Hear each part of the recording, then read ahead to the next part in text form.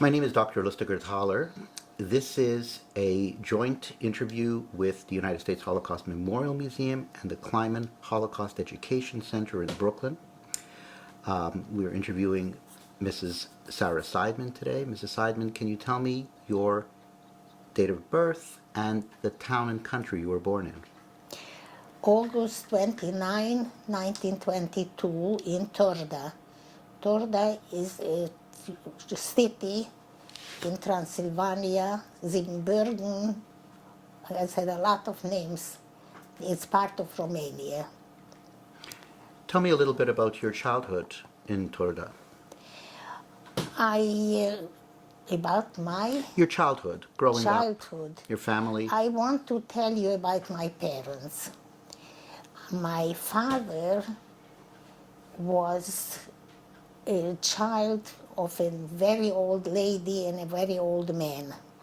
It was third husband for my grandfather and second husband for my third wife for my grandfather and the second husband for my grandmother. And the Dej, I don't know if you heard about the Dej, they had a very, very choshev rabbi, Moshe Panet, and he promised my grandmother a son if she's going to marry this old man. First she didn't agree, but later she said she's a rich woman and she doesn't want to spend the money on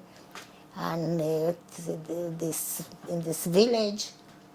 She wants to leave it to her nephews and nieces.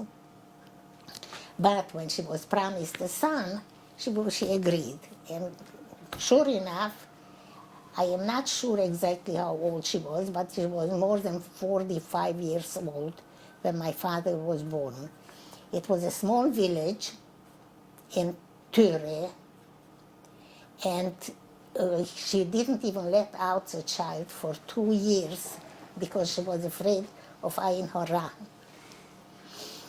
And when he was about 4 years old, the grandfather, his father, a grandfather of some bigger boys who were in Frankfurt, in Pressburg in Yeshiva, called home a grandson from Pressburg to be a teacher for his uncle. He was 4 years old, and till 8 years he was learning with this nephew of his, and he went through the whole Tanakh. By the time he was about 8 years old, they took him to Klausenburg. He lived with the family, and he went to Cheder for the first time. But by that time, he knew already so much, because for 4 years, they didn't let him play with the Goyish children. So for 4 years, this child spent constantly learning with his nephew. So when he was a little older, he went to host a city that later became Czechoslovakia. At that time, it was still in the Austro-Hungarian Empire. And he was learning there with somebody very, very, very choshev, who was 3 years older than him. When this rabbi, Greenwald was his name, he became aware that he learned with a boy who was 3 years younger. Are you sure that you are younger than I am? Because he knew so much. All right, so he stopped learning because he was drafted into the army. It was not proper that he was, because at that time, in the Austro-Hungarian Empire, was a rule that if somebody is a farmer and has farms that they can use for the soldiers, for the army, then that person, that young man, is free of being drafted. Number one. Number two, people who had very old parents and were single children, and other rules that they shouldn't, but he was drafted. So you can imagine how his parents felt about it. His father was already close to 80, his mother was around 60 or so. So here he's drafted into the army, and he got to Sarajevo. Sarajevo was a very famous place because this is where their prince was killed.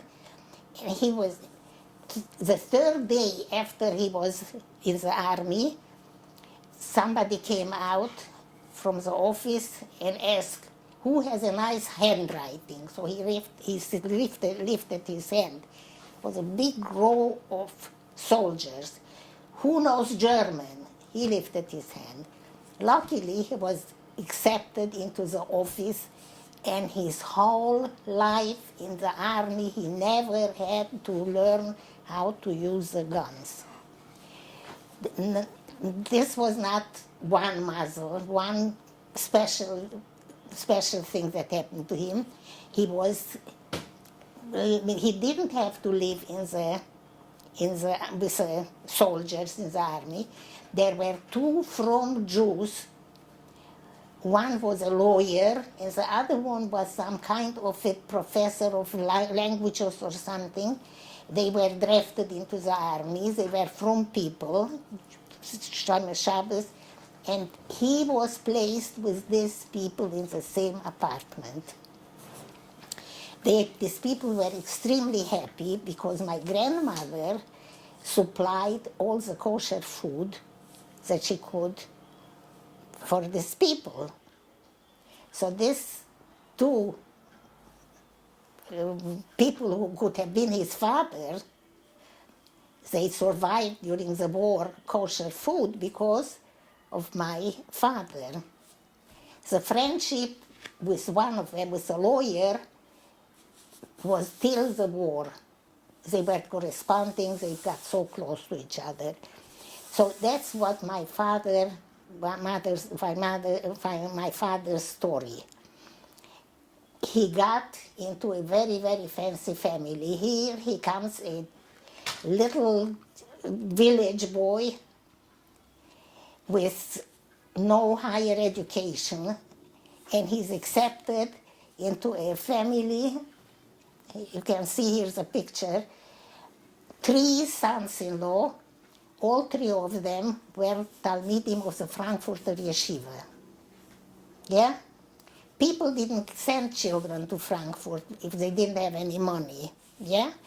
They were not accepted in Frankfurter Yeshiva if they were not prepared for it. Not only in Jewish, but even in general education. And here comes a little boy chick from a little village, and he's accepted to be a son-in-law. But I will explain to you what this son-in-law it was.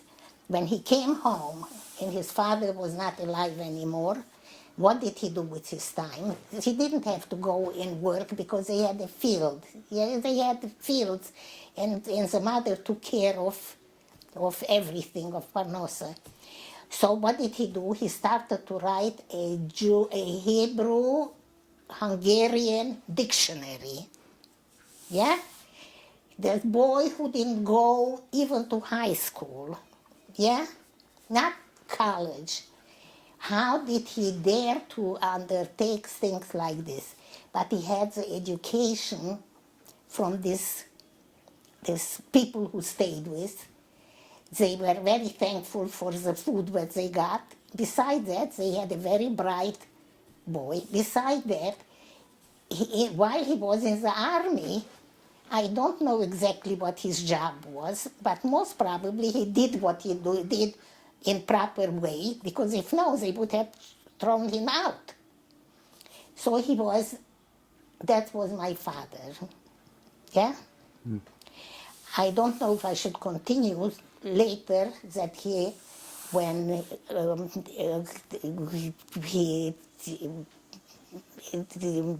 he became a son-in-law to my grandfather, And later, a very short time afterwards, he had to move into his father-in-law. His father-in-law, my grandfather, was a sickly person, so he was very, very, very capable and very willing to help him in every respect. I will talk later about it, but now I just wanted to introduce my father. Now let me introduce my mother.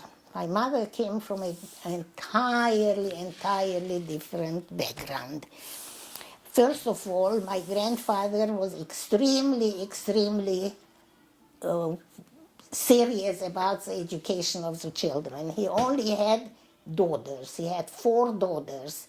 I don't know about the other sisters. She was the youngest one of the 4. And not only did she go to elementary school and to gymnasium, but after gymnasium there was some kind of a course where they train to become ladies, let me say, yeah? How to take care of the house, how to behave in society. And my mother went through this school too. She was the youngest of 4 children, and the oldest sister, who was married to a Talmud of the Frankfurter Yeshiva, his name was Dr. Klein, Hermann Klein. He was rabbi in a city, Brasov. My grandfather was first then, but she died in a childbirth. And my mother was then a very young child because she was the youngest of 4 children. And I don't know what she helped or what she didn't help, but anyway, that was my mother's oldest sister. The second sister was Rabbi Adler's wife, and he was he was from Czechoslovakia too, and he was in Frankfurter Yeshiva, and they lived with my parents, with my grandparents, and he was learning there. The third sister, she was, while my mother was a young person, she was married to somebody who lived first in Brasov and then in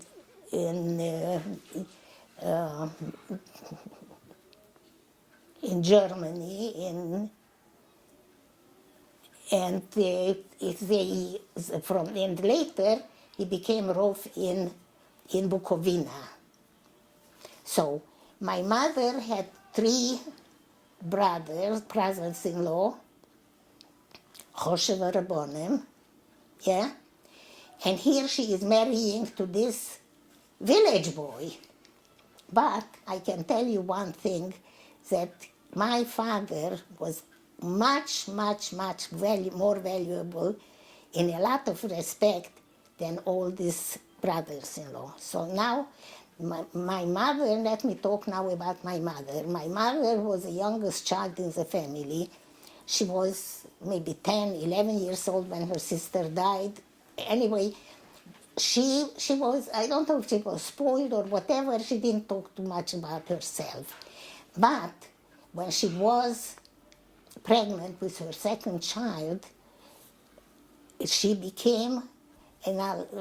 lost her mother, and my grandfather, who was not close to 60 years old, and a very, very sick person with asthma, they decided that she is the one who has to go to live with my grandfather. So my mother, I told you she was a highly educated person, but you cannot imagine what an unselfish, she didn't know what this means to be I. Every single problem in the family was on her shoulders. Every single decision had to be made through her. Every single, I will explain to you about my childhood now. And I think that the Lubavitcher people who never have a free moment, never a free Shabbos or a free Yom Tov, because everybody has to eat in their house. I think that was my house in Turda. Yeah? What does it mean? My first memory is about my uncle Friedlander, who lived in Berlin. And in Berlin, there were very poor the situation for Jews in the early 20s. Came back to Turda and stayed with my family. So my mother took care of them. I only remember them because one of their child was a very sick kid and he even died. I remember that's my first memory of the city of Turda. When this child died, this little boy, I didn't know what it means, but I saw the situation. I was a young kid. I had no idea what this means. But here the child was in bed and all of a sudden the bed is empty. Yeah, I was in kindergarten. I don't remember when it was. So anyway, that was my first memory. So my mother had to take care of her sister with a bunch of kids. Yeah. I don't know exactly when he moved out of the house because he became a roof in Bukovina. Bukovina in a village, a small city in Bukovina. And my grandfather was very much that children should get education. So the oldest daughter, who was born in 1916, she stayed with us and she finished till high school. She was till she finished 4 years of high school. She was, and I slept with her. She didn't like me. I was a young kid. Most probably I pushed her off the bed or whatever. I can't imagine, but I only remember that she did not like me. That was my second memory. The one was about her family and her little brother who died. And after about 15 years old, when she became 15 years old, she never went home. She lived in our house. She finished gymnasium. You know, gymnasium, it was 4 years elementary school and 4 years when they studied languages every second year, another language, science, all kinds of things. And afterwards, before she even went home, she went to Vienna into the Bais Yaakov seminary. In Vienna was where I only remember two names of the seminary there. Fräulein Landsberg was one, and the other one was Dr. Hirsch? No, not Dr. Hirschler. No, not Hirschler. All right, I will remember the names of them. Anyway, so she stayed there in the seminary, and on her space, when she left, we have an extra bed, so her brother came to stay with us. And his brother stayed for 4 years, and this was my nicest time in my whole young ages. I don't know exactly how old I was when he came, but he was a year older than me, and I had a brother who was a year younger. And we had a fancy bedroom. We slept in the fancy bedroom. We had to empty when the family came visiting. So in one side were the two boys, and the other side were the two girls. And next door was my grandfather's door, so we were not allowed to talk loud at night. We had to whisper because we should not disturb my grandfather. So we made a decision that every night somebody is going to tell a story. Once, Nossen, yeah, the one who was a year older than me. Next time, me, who was a year younger. And next night, my brother, who was a year younger than me. And it went. And you should know that the stories that they used to tell from the Cheder, what the experience, whatever, I told them Buba Masses, I told them what I read, this crazy stories, but they listened to that too. And, and I heard from them what they learned in the Cheder. So my love for Jewish things comes from that time that I was a young kid. I don't remember anymore how, but for 4 years. When he became bar mitzvah, a year later, he went away to yeshiva, to Vizhnitz in Bukovina. And my job became again a different one. My grandfather was at a very, very severe case of asthma. He was a son of the Turda roof, and the Turda roof had about 4 or 5 boys and 1 daughter. I'm not sure if it was 4 or 5, but it doesn't make any difference. So all the boys, except for my grandfather, were sent away to Pressburg to the yeshiva. They were sent there because my great-grandfather was very serious that the children should have. But my grandfather was not sent.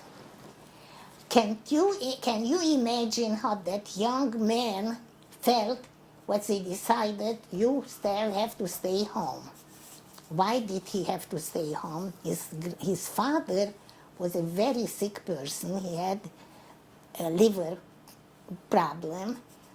And very, very often he could not even get up from bed in that time, 150 years ago or whatever, even more.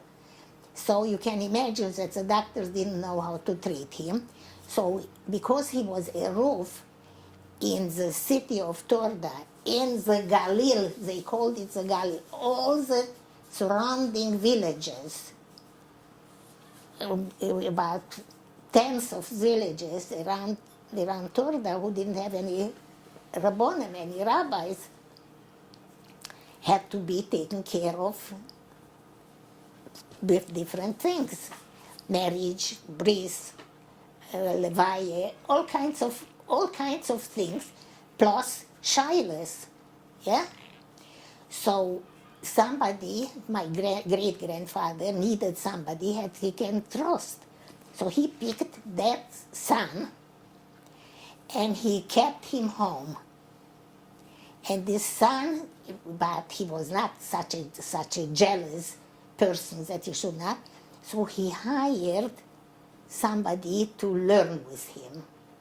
But because he was so busy during the day running to do whatever his father had to do and could not do, he decided that he's going to learn at night.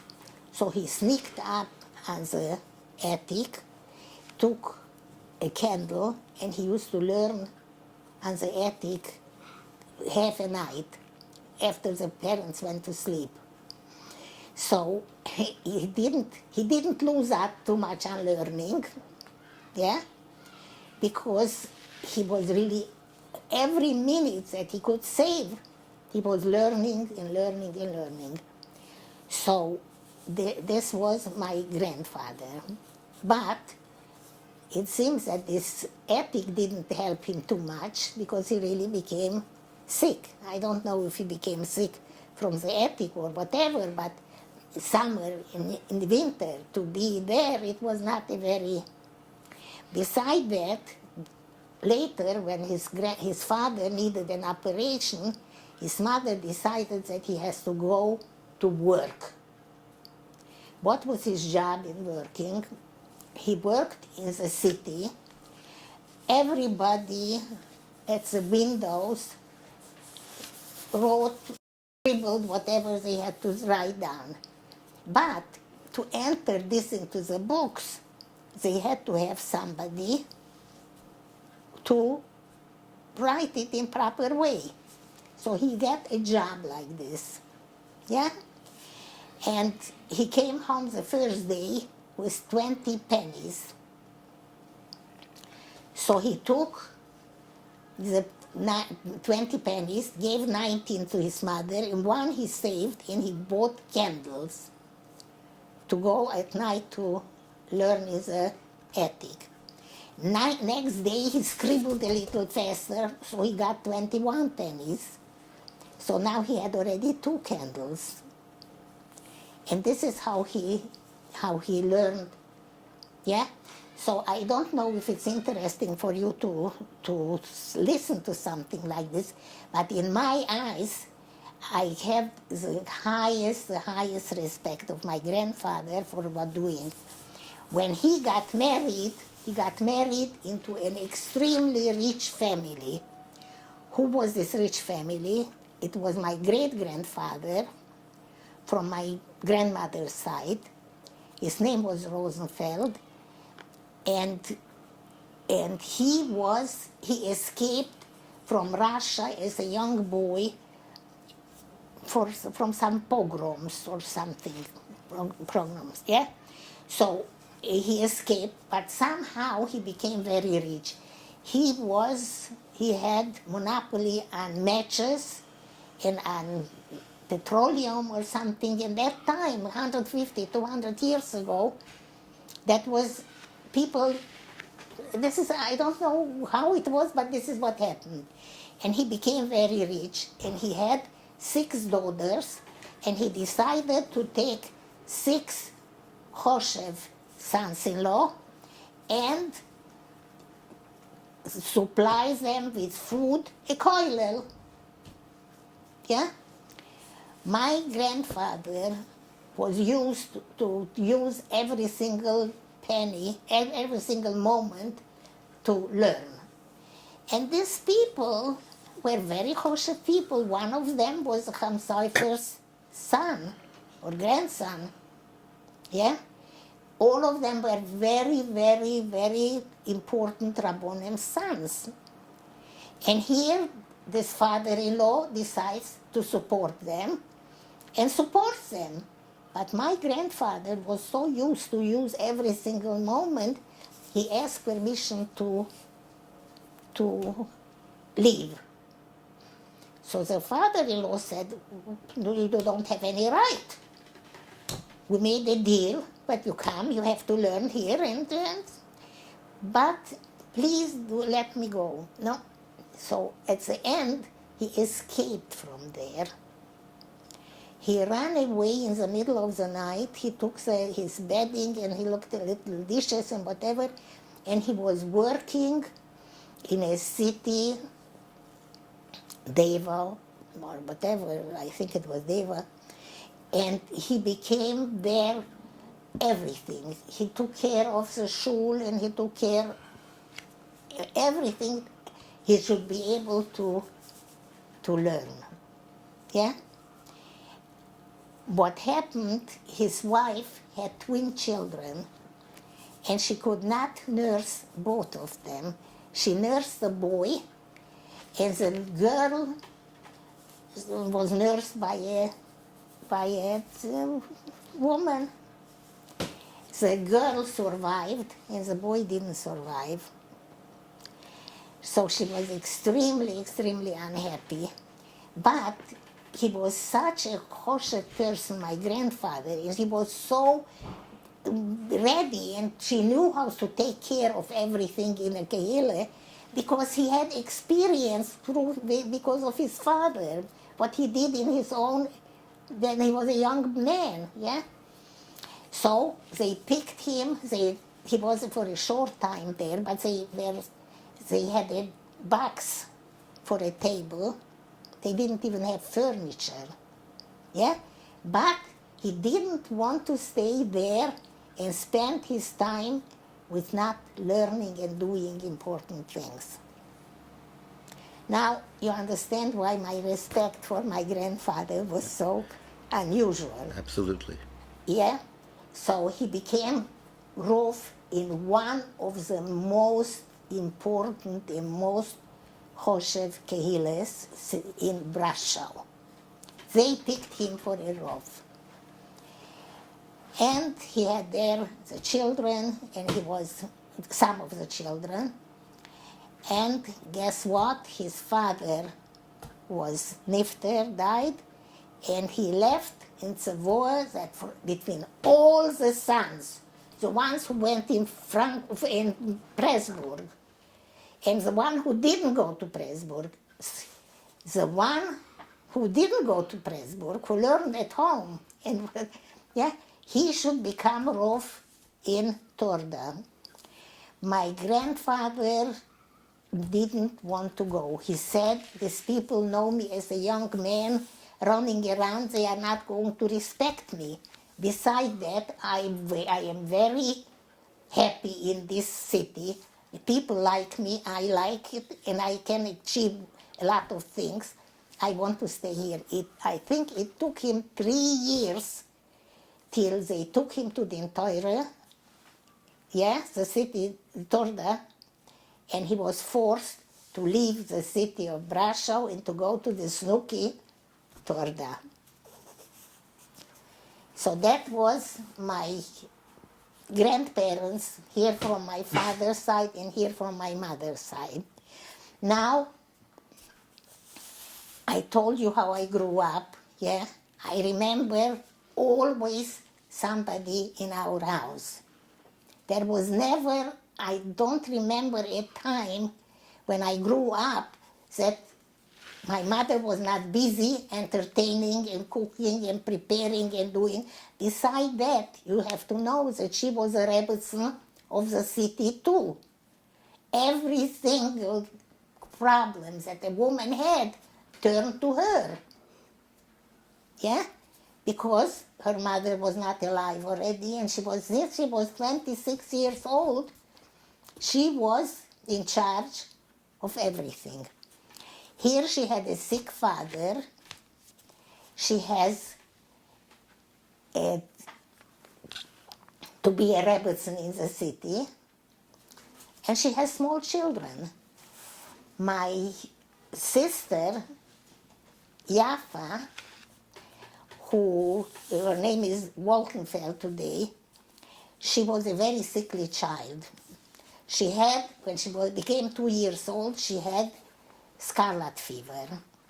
At that time, scarlet fever meant that you have to be in the hospital for 6 weeks, and the whole house has to be disinfected.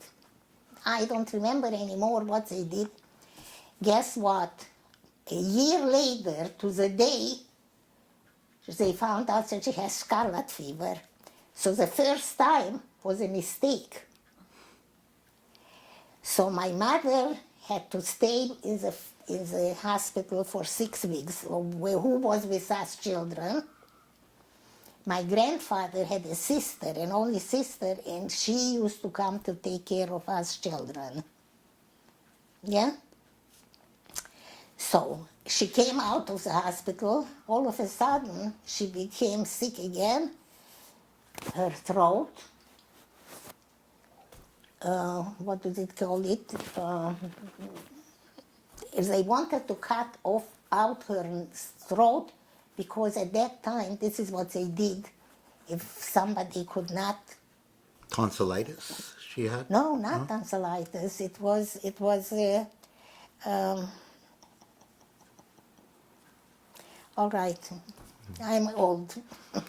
Anyway, so my grandfather was so very worried that from Budapest, they sent somebody from Budapest to bring her the medication that they shouldn't let her throat this would never be corrected anymore.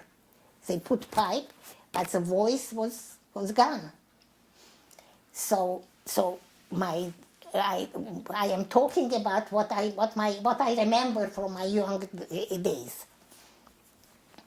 So sometimes I felt I should be a little bit sick too sometimes because I need a little bit more attention. Everybody. So here I have my cousin who is staying with us for 6 years or more, yeah, or even more. And then my nephew, my cousin, the boy. And now I have to tell you another person who comes to our family. My mother's oldest sister, who died in childbirth, her husband didn't want to go back to Brasov anymore. He became rabbi in Brasov when my grandfather left it. He didn't want to go back to Brasov because he was terribly unhappy. Here he has a year and a half old little girl and a newborn girl. Newborn, yeah, she died in childbirth.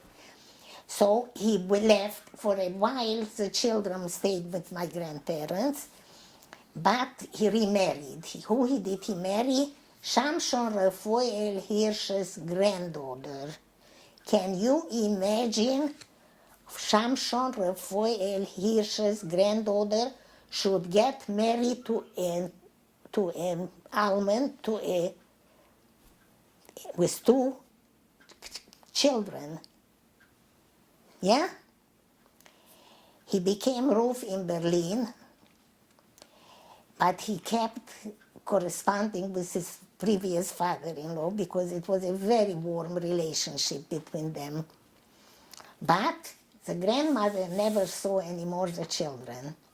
But when this oldest girl became 18 years old, the stepmother allowed her to come to visit the family for the first time. She was an 18-year-old girl, yeah? And guess what? She met a boy there, and she married this boy. He was from Romania, but he was studying in Paris because in Romania it was very, very, very hard to get into a university if you were a Jew. It was not anti-Semitism, it was just, they made it impossible for them. So, or to Vienna, or to France, yeah, to Paris. And this one, Schlesinger was his name. He was from Romania, but he was a lawyer in Paris. So, this cousin of ours, every single summer from that time on was our guest for the summer vacation. In 1930, she had her first child, not in summer. She used to come in summer, but not in summer. December 24th, 1930, she had a child in our house. It's remarkable. It's a lot of chesed in your house. Yeah. A lot of chesed in your house. That's what I want to bring out. This is how I grew up. Tell me a little bit about your education in Turda. So, anyway, so you have one more thing I have to add. Another person, my mother's other sister, had toivas from her too. She lived in a fort, Schesburg. Burg means a fort. Schesburg was the name of the city. And their apartment was in the burg, in the wall. So they didn't have any yards. They didn't have only this very, very small apartment. So my mother, whatever she cooked, she prepared, everything went help to this sister. Now you have every single sister, she was the mother for every single one. Yeah? when one of the sons from the sister became touched with TB, the apartment was too small, he could not have a room for himself, so for a whole year he stayed in our house. Now, just to have an idea how I grew up, how my house was. Yeah? All right, so now let me go to myself, yeah? I was in Turda, in Romania. You started school when you were 7 years old.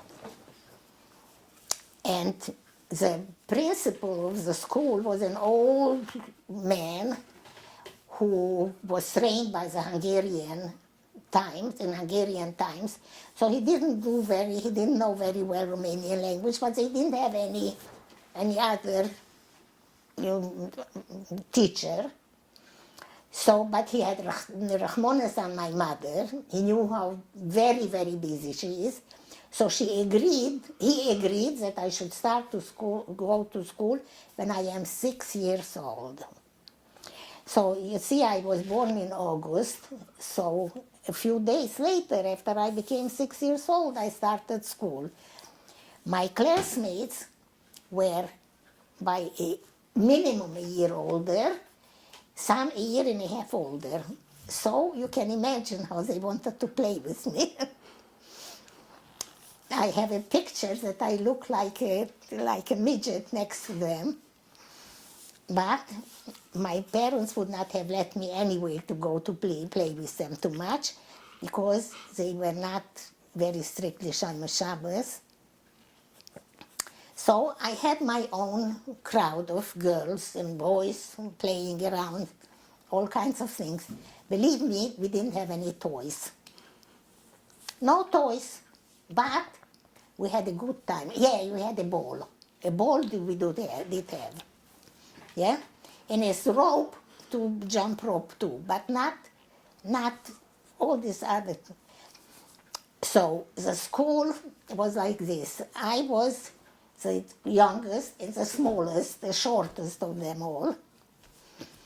And I used to like to turn around my head to see what's going on in the back.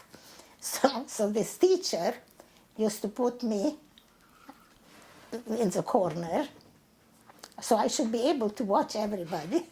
So I grew up or on the corner, or what happened, it was one single teacher for 4 classes.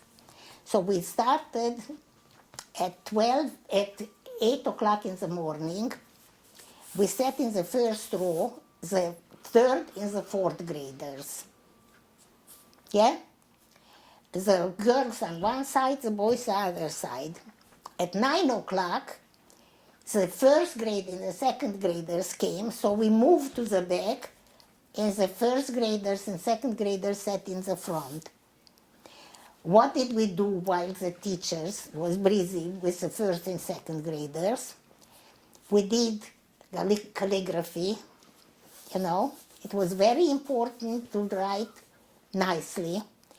We did homework, and we had tremendous amount of maps around the building, around the room. It was one room, the whole classroom for 4 classes. So we used to go, 2 girls, we used to go to one map or to another one, and we used to play. What did we play? We figured out one city, and then the other one to find it, yeah? So because of that, I became very familiar with geography. You understand, if you played like this almost daily. So anyway, after I finished the 4 years of elementary school, yeah, after 11, from 9 to 11, the first and second graders they left, so we moved back into the first rows, yeah, and we studied. The teacher didn't know very well the Romanian language, and we had to learn word by word. We had to history, whatever, with geography, whatever we learned, we have to memorize word by word. But still, it seems that I knew enough that I should be accepted to go to gymnasium after 4 years.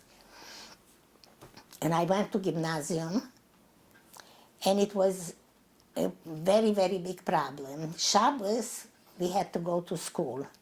So we had a shiksa, we had a girl who helped the families, slept over, lived with us. So she used to bring my books, and she used to come at 1 o'clock to pick it up. So they made arrangements that we didn't have any subjects where we had to write in Shabbos. We didn't have any arithmetic, we didn't have anything, only subjects that we could memorize without writing. So there was an accommodation As for the accommodation. Jewish students. Yeah. How many, for example, in your class in the gymnasium would you say were Jewish? 3, that's a nice accommodation. Out of 50. Yeah, because my grandfather was a very respected person in the city. And so, anyway, that was, they learned, they studied their religion, non-Jewish religion. It was a Goyish Romanian school. And the 3 Jewish girls used to go out of the classroom, and we were waiting outside, talking, whatever. The Galach, how do you call Galach? The Galach, the priest. The priest, yeah, who was teaching religion, decided that he is going to teach the Old Testament, so the Jewish girls should be able to participate. So I was 11, 12, or something like that. So I came home and I told my parents, oh, they made a very big tumult about this. And all right, so they agreed that we can go out of the classroom. But from then on, every single celebration, every national celebration was done in a church. So they didn't influence us by learning, but they wanted to force us into the church. I didn't want to go into the church. I knew that I am not supposed to and I'm not allowed to, so I threw myself down on the ground. They schlepped me, they picked me up and they took me in, and I closed my eyes and I have no idea how it looked inside in the church, but they took us. So I don't know if it's called antisemitism or it's called whatever, but we had our share. When I finished the 4 years of gymnasium, my grandfather was very, very anxious that I should go to become a teacher for public school, because that old teacher, first of all, he didn't know the language very well. Second, he was my mother's teacher already. So he must have been in his 70s. So my grandfather was very anxious that I should go into a school where they are going to train to become a teacher. So it was like this. They had not the same subjects like in gymnasium. They had different subjects. They had 8 years of it. And here I had already 4 years of gymnasium. So my grandfather or my parents, I don't know who, they went to find out to register me. I have to wait, they said I have to wait 4 years. What do you mean 4 years? They have already one student. When this student is going to finish in 4 years, then I can go in to become a... So it was not anti-Semitism, you understand? And it was the same thing in the universities too, yeah? So people went away and they studied in different countries, yeah? So surely I could not wait 4 years, so this is why I became a the family decided to take me, to send me to Chernovitz, to the seminary. In the meantime, I finished high school, yeah. In Turda. No, the last year, the fourth year, I went to my uncle in Schäßburg. Why? Because his son, a 17-year-old boy who played Kortmechaniker, he was a very, very strict person, and he went to the house. So he was in shirt, and he jumped out into the snow and was afraid to get out, so he became sick, and he had a touch of TB. So the family could not take care of him. They didn't have enough space for him to have a room separate. So who was the nurse of the family? So he came to Turda. But because my mother was so busy going from doctor to doctor with my grandfather, here I was a girl of 13 and he a boy of 17, so they could not let us around. So I went for the year and I studied in Schäßburg, now the fourth year of gymnasium. Yeah? And he stayed in our house for the whole year. Maybe what we'll do, Mrs. Seidman, is we'll stop now for a little break, and Yeah. then we'll continue when we come back with your life in Chernovitz. Thank you. Yeah. We'll continue momentarily. Yeah? My name is Henry Lustiger-Thaler, and this is interview number 2 with Mrs. Sara Seidman. The interview is sponsored by the Climate Holocaust Education Center and the United States Holocaust Memorial Museum in Washington. In the last discussion we had, Mrs. Seidman, you were speaking about your teaching experience in your life in Turda from 1940 to 44. And now we're going to start with your journey to Bucharest. Please. So I came to Bucharest about May or beginning of June, and somebody who had a sister in my city came and approached me and told me that there are some Polish children that need a little learning, and if I am ready to teach them.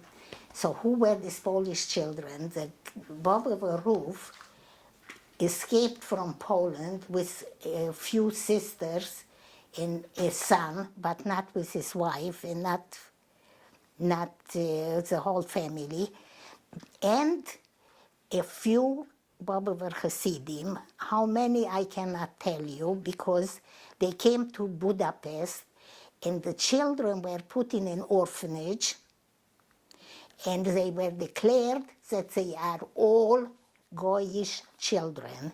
They were not allowed to tell that they are Jewish children. The teachers and the principals were all Jewish, but they all pretended to be Polish refugees.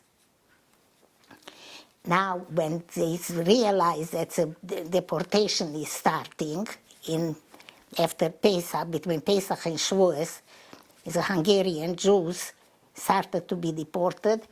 They made whatever ways they came to Bucharest, I cannot tell you, but here was a whole group of Polish Jews who pretended to be Polish in Hungary, and they come to Romania, and they need a Bais Yaakov teacher for the girls.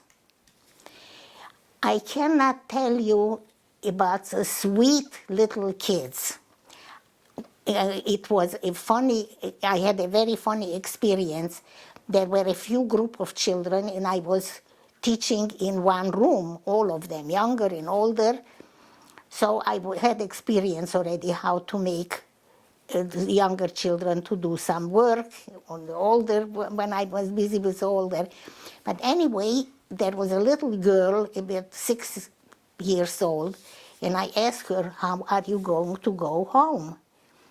And she said, with my sister. She caught her mouth and she was petrified, because in the Hungarian city where they were not supposed to tell who is my sister. And here she revealed, this little kid revealed that she has a sister. Can you imagine what these kids went through? I was teaching them for a while in this shul, but a lot of families went to Eretz Israel, and I remained with a very small group, and I was teaching in the house where one of the children lived. So I used to go there, but I was not very busy because I had a very small group left. So, and beside that, you know that I was supposed to go to buy a boat, and they told me that I am not listed, so I was left off. So I was looking for another way how to go to Eretz Israel.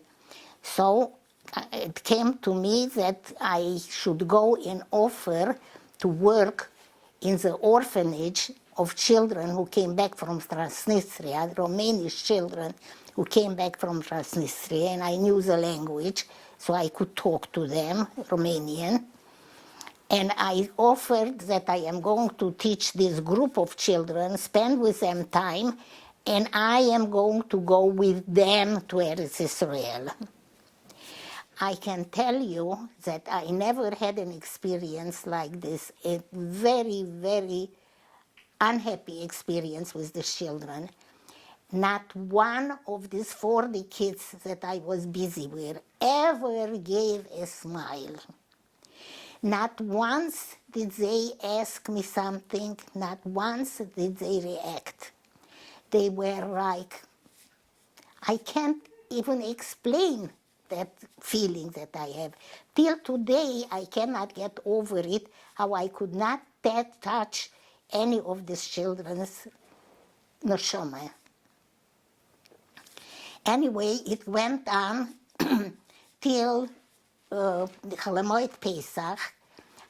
My parents saw that by the way, I forgot to tell you about how my mother came to Bucharest.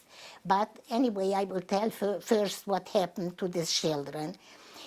So my parents saw that I am very depressed of teaching these children.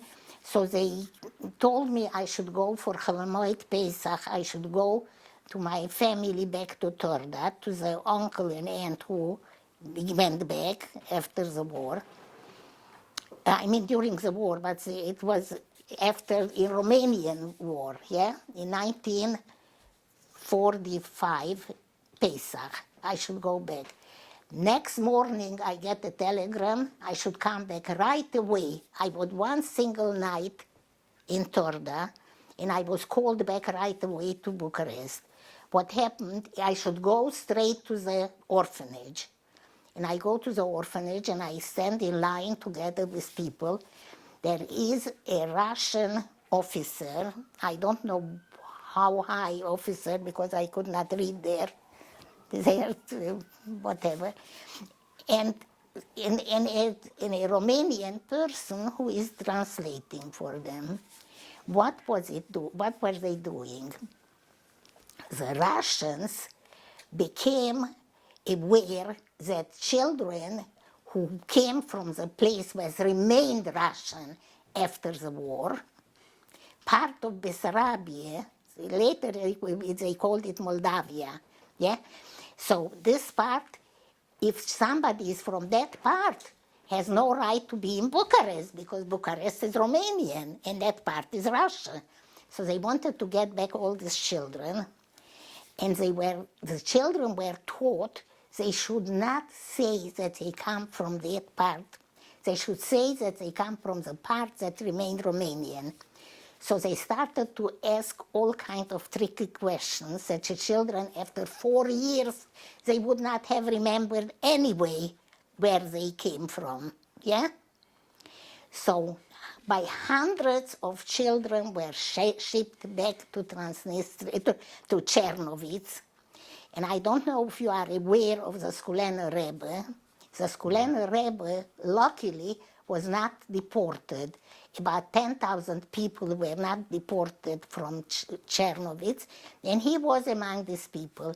When he found out that his children arrived to from Bucharest to Chernovitz, they didn't have where to put these children, so they were on the track in the trains.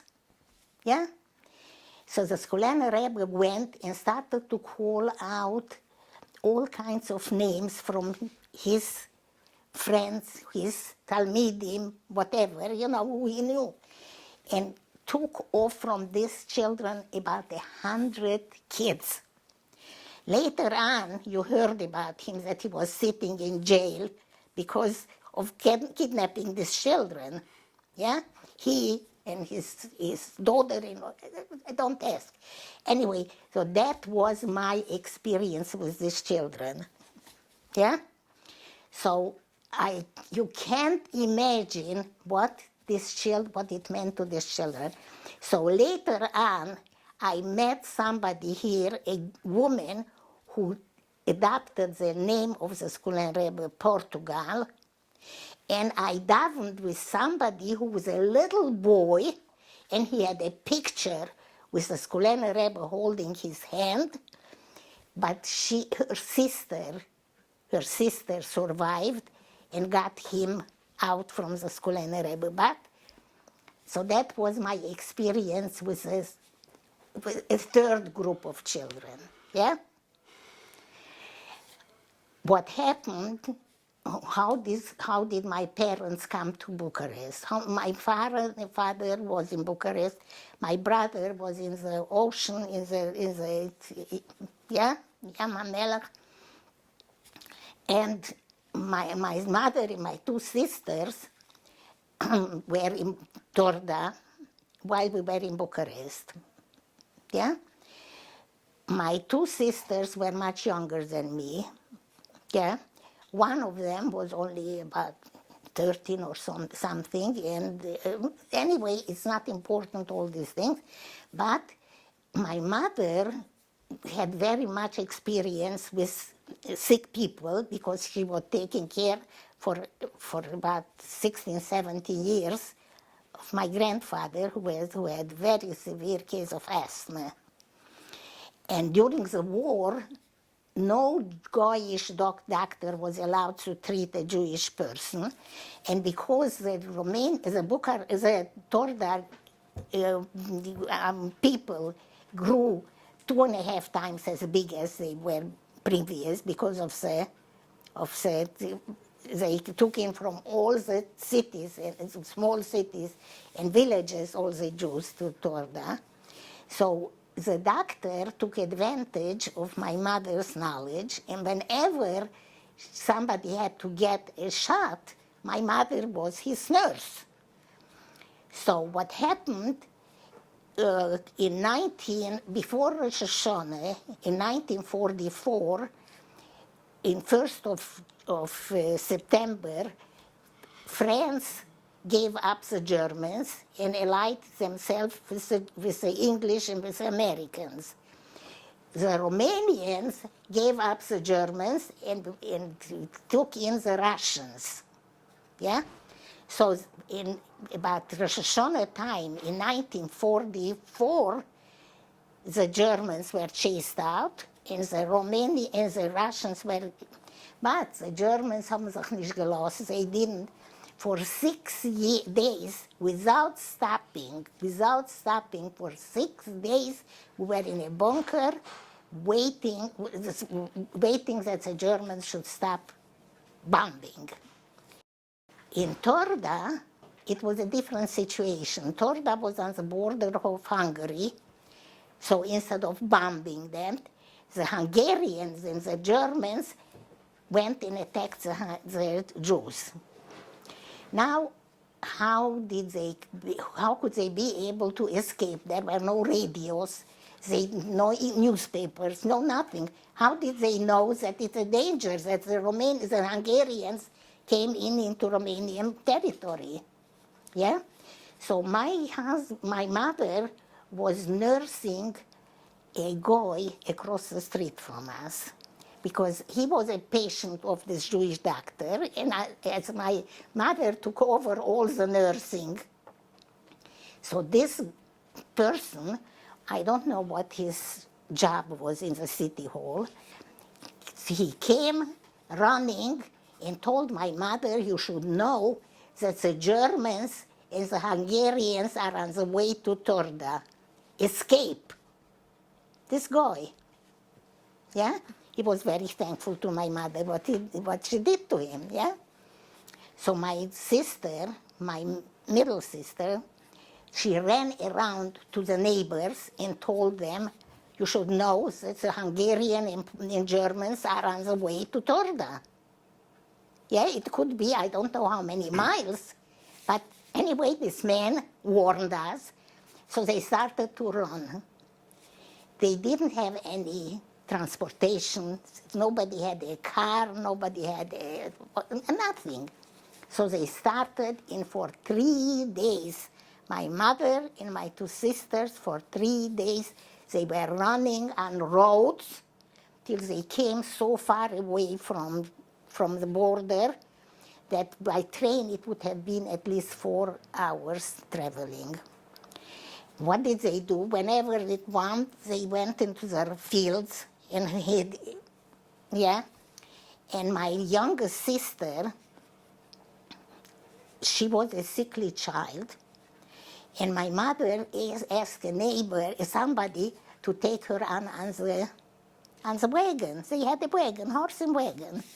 The person knew that my mother is such a good person, such a horse lady, took the child. But after an hour or 2 or whatever, it was very crowded. Everybody is walking, you can walk too, and let her off. It took her 2 days to find my mother, a young kid running. I'm just telling that you should know the situation. Even if we were not deported, we have our stories too. So my parents, my mother and my two sisters came to Bucharest. There was no way to find a place where to live. No way to find. So in the most unpleasant street, we didn't know what a bad name that street has. We found a room and an entrance with a crib. My two sisters, they were not babies. My two sisters slept in the crib. Can you imagine? It took a couple of months till we found another apartment, another room, not apartment, another room. Anyway, it's not, I'm just told you about the situation about Bucharest and what I was doing and how I was, for the first time in my life, I could not touch any of the students. Yeah, before I loved them, they loved me partially, at least some of them. Here in Bucharest, in the orphanage, it was gone. So after they sent back my group of children, I was not working anymore. But something else happened all of a sudden. What happened all of a sudden? This was in Chalamoid Pesach. In May or beginning of June, the American joint or whatever organization sent money to Bucharest for the Jewish organizations. The Jews were represented by 2 big organizations. One was the Reform, and the other one was the Orthodox. Yeah? The Reform was called their neologue, not reform. So these two representatives were called to the government, the Jewish section of the government. And my father was called from the Orthodox side. How did my father, what did he have to do with the government? Yeah? You will ask, yeah? Rightfully, yeah? Of course. So my grandfather was a president of the Orthodox communities, 153 big cities and all the surrounding villages, yeah? And my grandfather was elected. It was not, you could not go and say, I am, yeah, or buy off. He was elected by these 153 Kehilles. Yeah? You know, Satmar, Klausenburg, Siget, Dej, Temesvar, Sebens, all the big cities from Transylvania. Do you remember the name of the Orthodox organization? It was, they called it the Kanzlei. You know what it means, Kanzlei? Kanzlei means office. It was the Orthodox communities. And my grandfather died in 1938. So, and this was in 1945, 7 years later.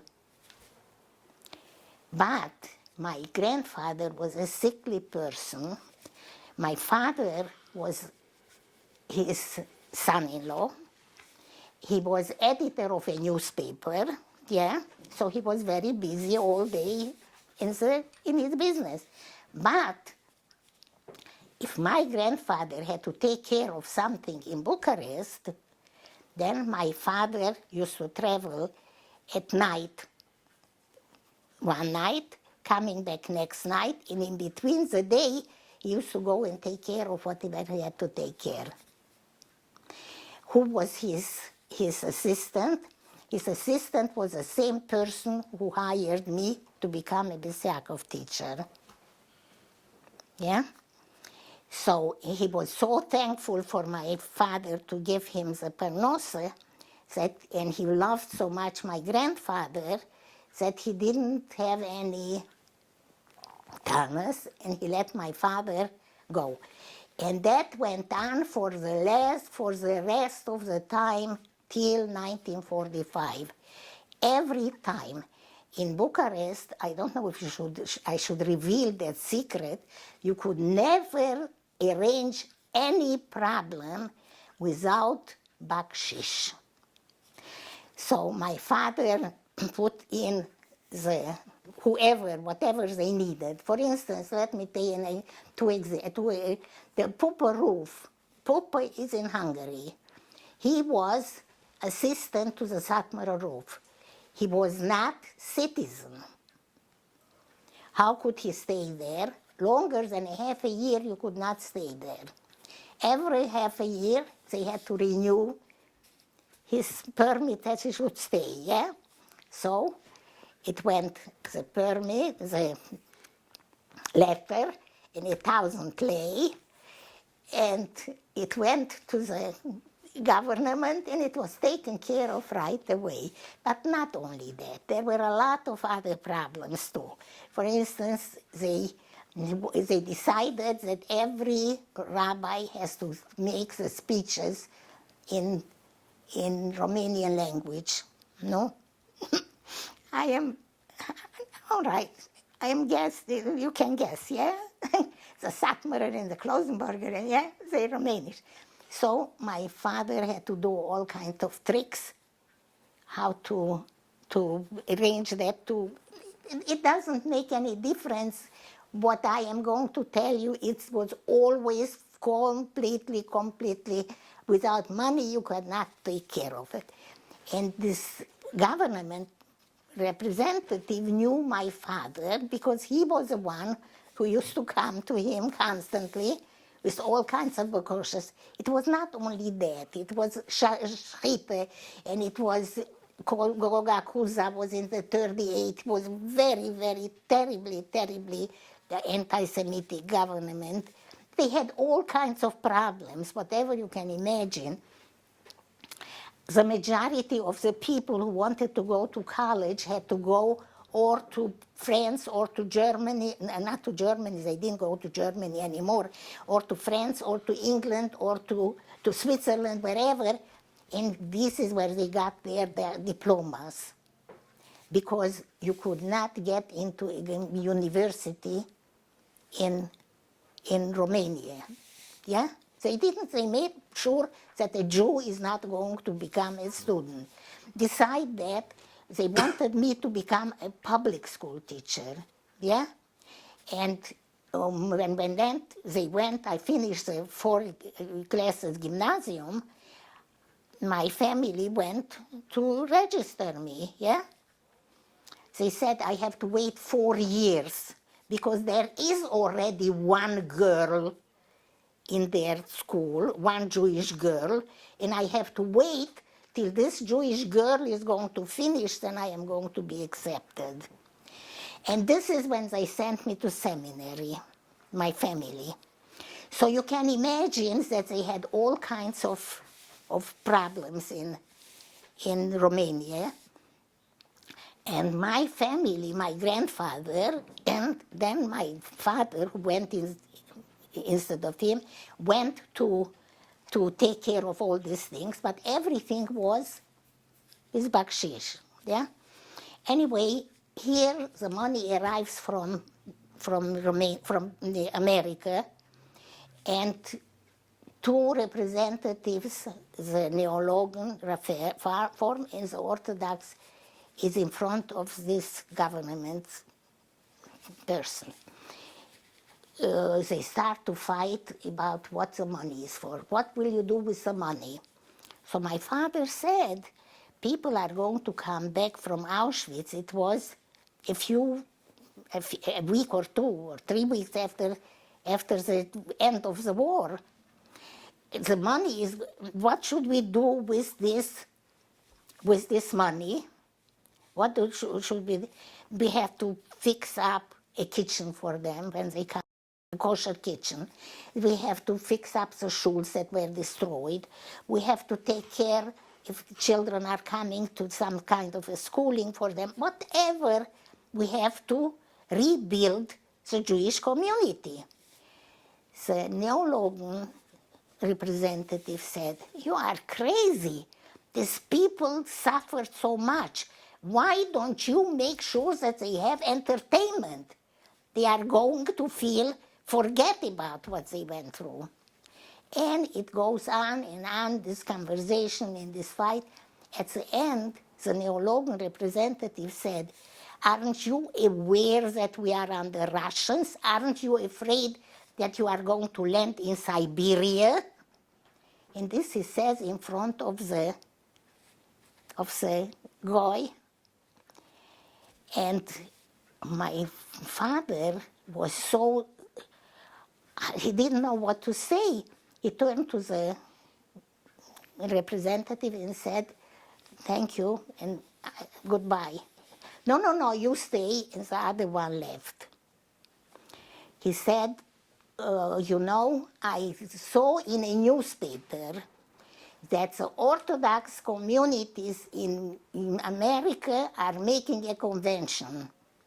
Why don't you go to America? He says it to my father.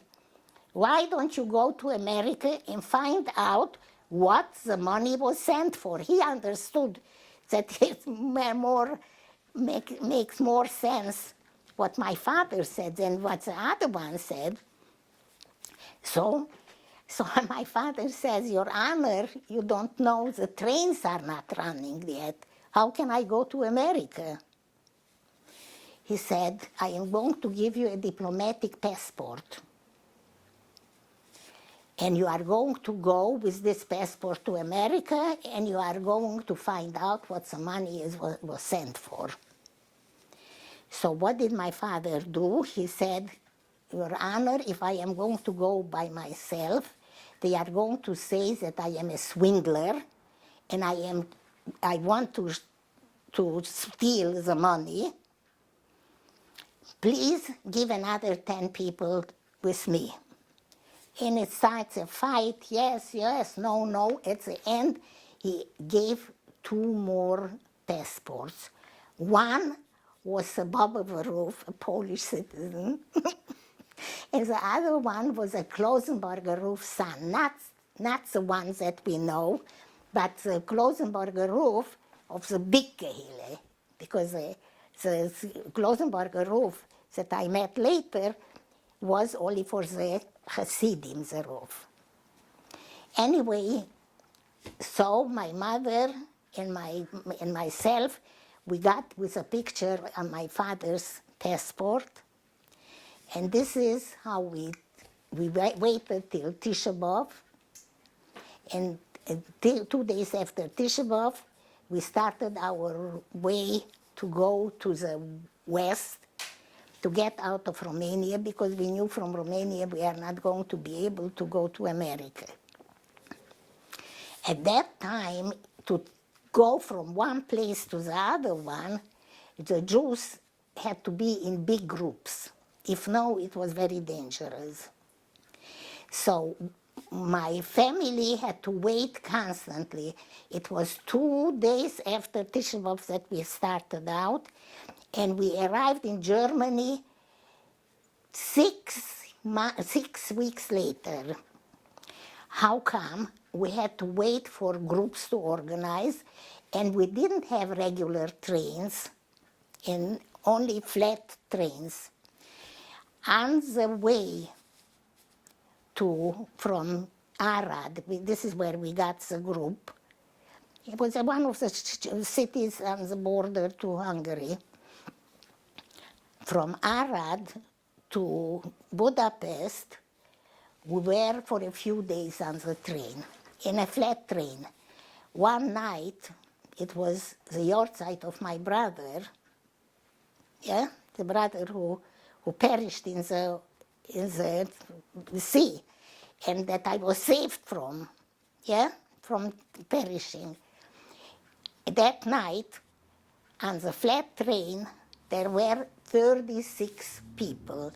The majority were young boys and girls, and one Russian family, an older Russian family, and we. My father, my mother, and myself. 6 Russian soldiers jumped on the train. The only person who was in a jacket was my father, so they started to tear the jacket to look for precious things, and they held me. I was without a boyfriend, so they wanted to kidnap me. So you can imagine what we went through. So the Russian woman who understand what they were talking among themselves, this woman translated it to Yiddish to my mother, what's going on. They wanted to kill my father. They had a gun to his neck, tearing his things and holding my hand. Now you can imagine, it was exactly a year to the date when my brother was nifter, and that's why I was saved. So here I'm not saved already. Ribono Shel Olam, I cannot tell you what it means. On the other track, for the first time after the war, a train went to Romania. They saw, that was the first time. We had no idea, we didn't know that these Russians do night after night after night whenever a group of people go. We had no idea. We didn't know about it. But when they saw the other train, they got scared. They took my father's suitcase, and they left him, and they left me, and we got saved. My father, completely without clothes, at a time when there were no stores and nothing. But our life was saved. We stayed in a school, Elizabeth School, in Budapest. I don't know how long, about 2 weeks or so. Then we were for a time in Czechoslovakia, and then we were in Prague again for a long time, till they got together. But in Prague, it was very interesting for me because it's a beautiful city, yeah? And we were not far from our Altneu Schule, yeah? And the famous bridge with a Kodesh Kodesh. And so for me, history was very interesting. But so another group was put together, and we arrived to Nuremberg Friday. Our group continued, but my mother found out in Prague that my two sisters who remained to go to Youth Aliyah to Eretz Israel were still in Bucharest. The boat who was supposed to leave 2 or 3 weeks earlier didn't leave. So my mother went back to Romania, and I remained with my father to continue. From Prague, we got to Nuremberg, you know, the Nuremberg trial, the famous Nuremberg, but the whole group continued to go Shabbos, and we, my father and myself, we stayed in a bunker in Nuremberg. It was not honeydew. It was not very, very pleasant, but next morning we got on the train, and my father wanted to go all the way to France. We got till Augsburg. I don't know how far Nuremberg is from Augsburg. We go on a train, and here the conductor or who comes for the ticket sees 2 Jewish people alone and chases that off of the train. Yeah? And this 2-3 months after, yeah, after Hitler. But it was hashgacha. So it was, I don't remember anymore what time it was, that I had, my luggage was A rucksack. a rucksack, yeah. My father didn't have any luggage. Yeah. So I think he had a small bag with a towels and film or something. Anyway, we are going on the street and we ask people, where is a Jew? No Jew, no Jew, no Jew. It took us hours to walk in Augsburg. We wanted to find out what to do in this part that we should be able to go, to continue to go. Around lunchtime, somebody says, here is a rabbi. Can you imagine there was a rabbi, but the Jews, they didn't want to tell where a Jew lives. Yeah? So my father, I stayed downstairs in the street, and my father went upstairs. What was there? This rabbi of Augsburg had there a group of Rabbonim from all over different camps. They found a shoichet with a kosher chalav. Here was a week before Rosh Hashanah. People got freed in January, February, March, April, whatever, yeah? They got freed, and here is Rosh Hashanah, and they didn't have any meat, any food to eat. What did they eat? Potato soup, split pea soup, potato soup, split pea soup, potato soup, split pea soup. That was the food for the ones who were makbid not to eat non-kosher food. So here is a shoichet, and they make arrangements where should this shoichet come. One day here, and one day in one camp, in another camp, DP camp. And my father comes in and finds this group of people. And the Klosenberger Roof knew him because Klosenberg was our neighbor. We were neighbors, 30 kilometers from Klosenberg. Beside that when my grandfather in 1938, when he died, Erev Shabbos, and they could not take him home, the Klosenberger roof was standing schmiere for my grandfather. My grandfather was a very choshev person, so he knew who we are. And when he found out that my father said that I have to go down because my daughter is waiting downstairs, so he said, he found out that I am a Bais Yaakov teacher. This is when he hired me. I should become a teacher in his camp. Yeah? So, I mean, if you believe in Hashgoche, or you don't believe in Hashgoche, here I am in Bucharest, and it takes me 6 weeks to get to Germany, yeah? And Klosenberger roof, who is he was not in Föhrenwald, he was Feldafing. Feldafing. He was in Feldafing, yeah? He should be that Sunday morning, Sunday in Augsburg, yeah? And my father should go and find him, and he should hire me. And I am asking you, isn't it a funny coincidence? All right, so I go to Feldafing. It's a week of Rosh Hashanah, and the girls, there are, Klosenberger roof had about 16 or 18 girls, I am not sure, in one room, double-deckers, yeah? And nobody wants to give me a place where to sleep. Why? How come you have hair? You know, these girls were all shaven off. They didn't have, and I had long hair.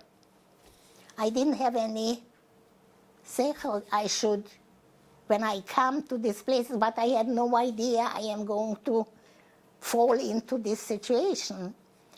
They started, and nobody wanted to let me sleep.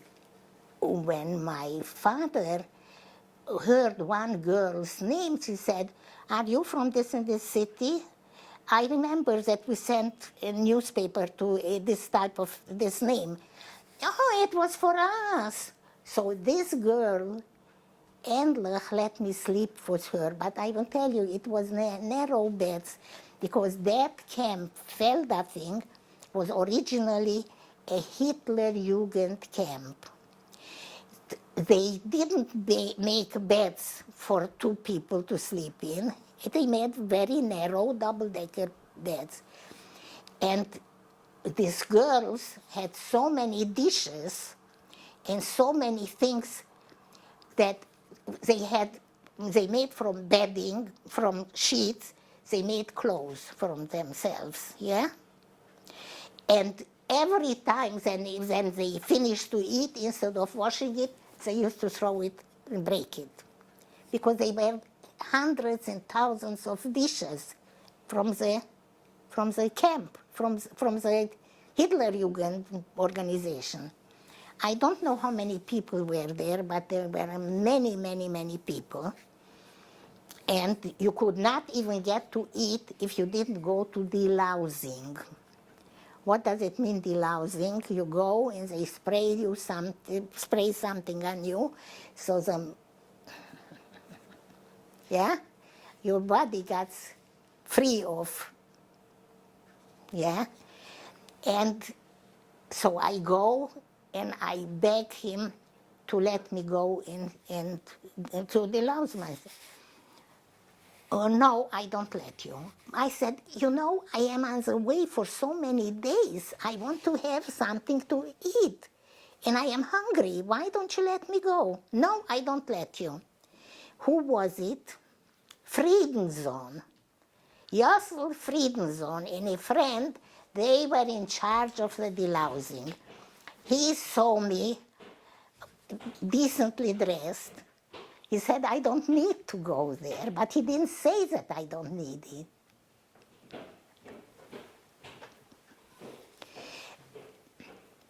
So he said, he doesn't. So then he asked me all kinds of questions. Do you know what Bais Yaakov is? Yes, I know. Did you ever read Freedom Zone stories in the Jewish? Yeah, I read. So he realized that I am a different type of person, and he didn't let me do it. So at the end, after begging and begging, he gave me permits that I can eat. Yeah. So these girls were so angry at me, so there is no expression. I didn't know what to do. After all, they asked me all kinds of questions, and every single question, every single answer was more stupid than the other one. They asked me what camp I was in, what lager I was in.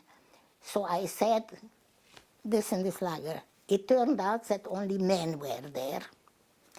Then they asked me, how comes that your hair is long? It was not cut.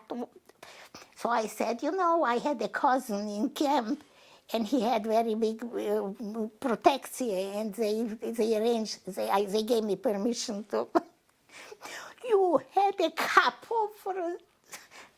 So no wonder, you can imagine, no wonder that these poor girls hated me so much. So it went on like this, and all of a sudden somebody found a piece of paper and a pen, and they started to scribble. And I said, oh, you know what I see on this paper?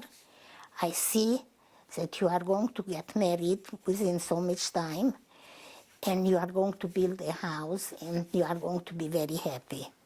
Every girl was ready to, so for every single one, I found some other very, very encouraging things. And so I made it a little bit less unhappy for me the time. So you became a fortune teller. Exactly, for a short period of time. Yeah, fortune teller. Anyway, it comes Erev Yom Kippur. Yeah, it was first day of Slichas that I came to them. Second day of Slichas, because we slept over at night in Augsburg. And comes Erev Yom Kippur, all of a sudden one of the girls starts to cry. Where is my tata? Where is my tata? Who is going to bench me? Who is going to make Erev Yom Kippur, who is going to bench me? And these 16 or 18 girls, without stopping, they start to scream and cry. Well, I am asking you, what can a girl who doesn't even speak logically with these girls, what can I do? So after I got so desperate, I went to Klosenberger Roof and I said, Klosenberger Roof, I don't know what to do with these girls. They are crying that they don't have a tata who should bench them before Erev Yom Kippur. Let her come to me. Let her come to me. So this girl comes and he stands at the window and looks out of the window and he benches the girl. All the girls started to run as they went all to Klosenberger Roof, that they should get a brocha. Yeah?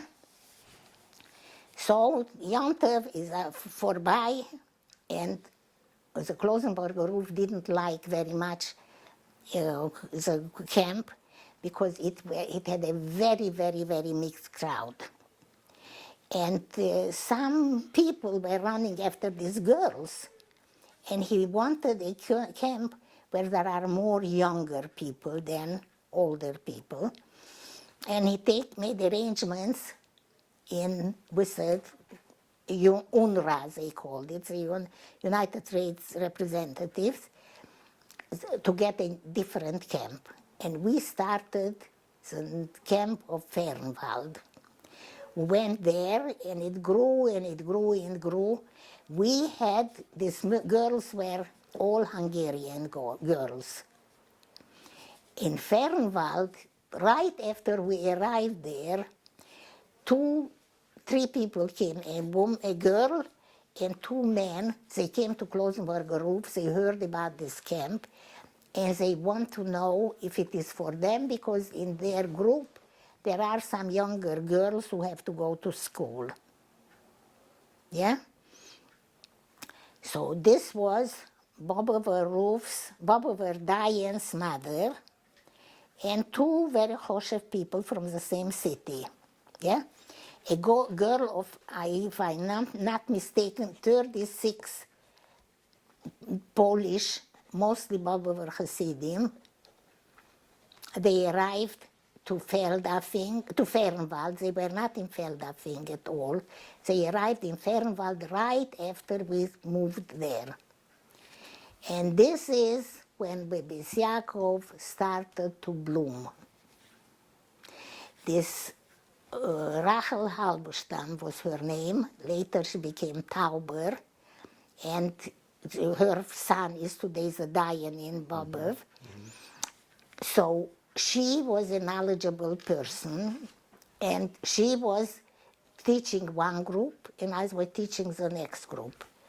So you know already what school, what books I used, yeah?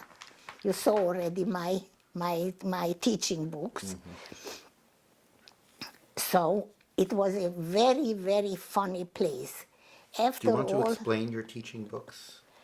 oh, I should explain Just my explain teaching them. Yeah. the context of the teaching book. So in the meantime, my mother came back from Romania. My sisters left, and my mother came back to Romania in another group. My father left for Paris, and I was left alone there. And my mother, not alone because my mother came back. So my mother found someplace an old check receipt book that on one receipt was they paid this and this many, this much money for a Schneider, to fix some clothes or to sew something, and for a shoemaker, and for a tailor, and all kinds of things. And so it has double. One receipt went to the person, and one receipt that he should be able to show how much money he spent. I don't know how my mother found it, but it was a very, very useful thing, because I turned it upside down, and as a clean side was very good for me for a book. And these were German receipt books. The German receipt. Now let me tell what was this city. How come it was an empty place for us to get to Föhrenwald from Feldafing? This was a prisoner of war city. Prisoner of war, French prisoners of war were there, and there were 6 Hungarian doctors, Nazi doctors, who volunteered to do all kinds of dirty tricks on these prisoners. And the buildings must have been, we had over 5,000 people there, so it must have been a lot of French prisoners were there. And these doctors made sure that they made all kinds of dirty experiments on them. But because they were Nazis, they were punished and not let home. They remained there, and under the supervision of an American doctor, they had to take care of the sick people in Föhrenwald. So you see, we had unbelievable here in Feldafing, in Hitlerjugend, here in Föhrenwald, prisoners of war, yeah? We had some every single thing that we did, we have to go to the UNRWA, to the representatives of the UNRWA. They call them UNRWA. If you wanted soap, you had to write down the name of the person that you wanted for, what concentration camp was, all kinds of, like for a soap. In a whole list. And you went with this list and they checked if these people are really people who live here. And then you got a soap. They were really, we took everything for granted, but now thinking back on these things, it's not nice. Let me say it's not nice. Anyway, so the school, we had a building, and we had in every building, there were a row of houses, but every one of these had a separate entrance, and downstairs there were 2 rooms, upstairs there were 3 rooms, because downstairs was a shower. Yeah. So we had divided the groups according to their knowledge and according to whatever they knew and how much they knew. We had different groups. So some of these doctors had to give lessons, yeah, hygiene lessons. So we had in different rooms different subjects. Then an American woman, I don't remember her name, I don't know if I even know her name, she was giving English lessons. So we had different groups and we have different subjects. But for hours we spent with these girls. They were young girls. The Hungarians were, the majority of them were under 20, because if they were married already, they were only 1 year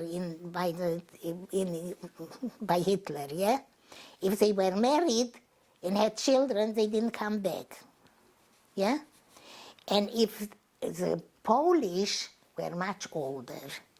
The Polish, first of all, some of them were 3-4 years working already.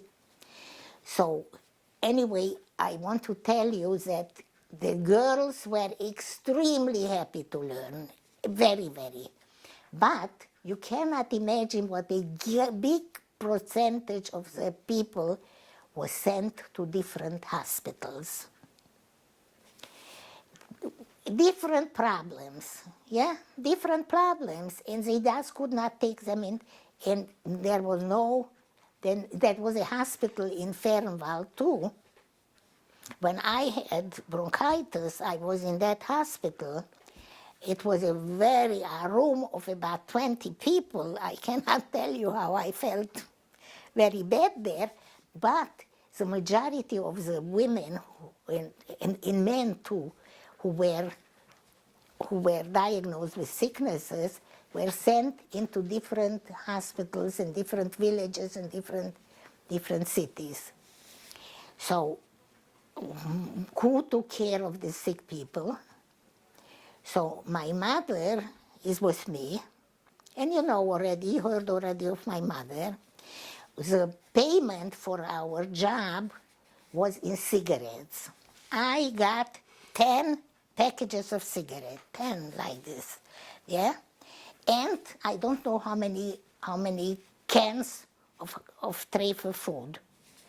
No, I saw it one single time, and that was enough for me. I never smoked, and I never ate any tray for food. So my mother, because of her job, she got 5 packages of cigarettes, like that, in conserve, So what did my mother do with this? There was a very, very Teuglich, you know what it means, Teuglich, somebody who is very capable. 3 sisters, one of the 3 sisters, she went with my mother to the black market and exchanged the cigarette and the concert for things that they could give for the sick people in different hospitals. Yeah? My mother went even to a Meshigoyim house, you know. What happened, she became, this one of the girls became 19 years old, and all of a sudden she started to scream, "Mother, father, why did you have to get married? Why did you have to have children? Why did you have, who is going to marry us off?" And it went so bad that they had to put her into a hospital. So they had children with very serious sicknesses. There was one girl who was very tall, and because she was so tall, they thought that she is 15 years old, and she was only 12 or something, 12, 13. And when she came back after 4 years, she was so sick that they didn't want to give her an aspirin because it's a pity to waste on her an aspirin. She's not going to survive. Not only that she survived, she had a family with 4 beautiful children and had a husband and a nice parnassa. But this is how they treated. Now, can you imagine this Nebuch, this girl, or another one, or my mother went to that crazy girl too. Every single week she went from one hospital, next day in another hospital, and so on. She went and she tried to bring them something to make them a little happy, whatever. Mrs. Seidman, we're going to take a break now. We've been speaking for an hour. We're going to take a break and we shall return with more of this story. Thank Yeah. you. Mrs. Seidman, we're going to continue now, and last when we before our break, we were speaking about your life in Föhrenwald. So if you'll continue, please. Föhrenwald, to speak about Föhrenwald and not to mention the Klosenberger roof, it's impossible. It doesn't mean that everybody loved him in Föhrenwald. It's by far. They were fighting him in every way possible, but he didn't care. He had his own ways, and this is how it had to be. All the boys had to learn, all the girls had to go to learn, to go to Bais Yaakov, unless they were working in the kitchen or in the hospital with the sick people. Everybody had to do something. To tell about the Klosenberger roof, a funny thing, we got packages from America, clothes. You can imagine that it was very strange for everybody to all of a sudden to get dressed into American clothes in Europe. He picked himself a beige jacket with a big patch of leather at his elbow. When they asked him why he picked that, he said because it's torn and they had to patch it. It was a torn. This is how he got dressed. He is the Mizrahi and the Zionist, everybody was fighting him, but he didn't care for whatever it goes.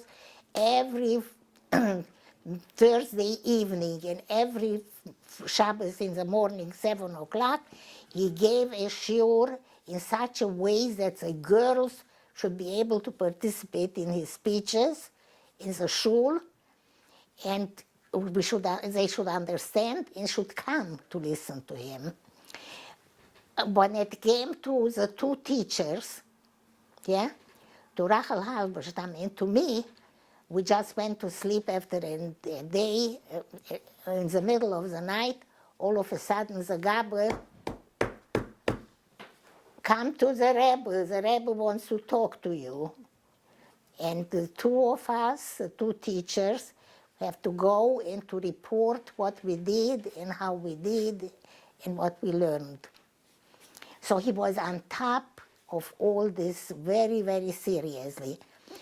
While he was in Föhrenwald, he went to America, and he came back most probably with a lot of money because he promised every single girl who is going to behave, get married, and going to behave his way, whatever he expects in Yiddishkeit, is going to get $50. Can you imagine what $50 meant at that time?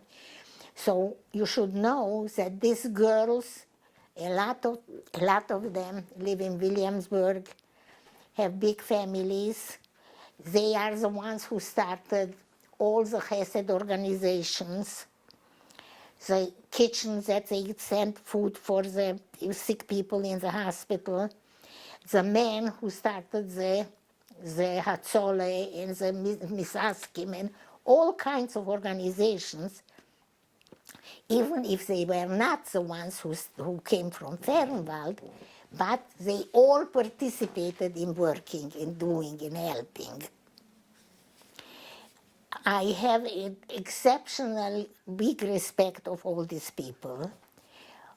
I meet them on the street. I met somebody on the street this Thursday, and I didn't see her since Föhrenwald. And I say to her, "You must be a Schwartz." She said, "Yeah." And I asked, "Do you know who I am?" "Yes, you are Mrs. Abraham's daughter." Can you imagine, here I am a teacher, here I am busy with them, and here I am, and she remembers me as my mother's daughter. Can you imagine what my mother meant to these girls? There was one of the girls who had kidney problems, and the doctors described for her every month one single kind of food. And my mother made sure that this girl has a rice or whatever. This girl, she was about 15, 16 years old, and when she was very frightened at night, she used to get out of her bed and come to my mother's narrow bed and smuggle herself there. You can't imagine how these girls used to come to my mother and to greet her. That was what a mother meant to them. They were learning, and they had some education. They were young girls, and especially the Hungarians didn't have too much Bais Yaakov education because they didn't have any Bais Yaakov schools. So whatever they learned, and they were very excited about it. And because I remembered very much of the subjects and of the things that I learned in seminary, and I taught in Turda and in Bucharest, and so I could repeat that without any books. So it was interesting for them. But what my mother did was by far much more important for them. There were only two Rebbetzins, two older ladies there. The other Rebbetzin had a daughter there, and she was busy with something else. She was involved with the girls too, especially the ones who were supposed to get married. But the marriage was a very, very, very common thing. One after another, these girls got married, especially the Hungarian girls. And it was a new survival. It was an entirely new life. And nobody cared what the Zionists say, what the Mizrahi says, what the non-Fru people. Above us was a family who went to South America. in the building where we lived. And they had a little boy, and they didn't make the bris because I don't want him to go through what the other Jews went through. So there were all kinds of people in Föhrenwald.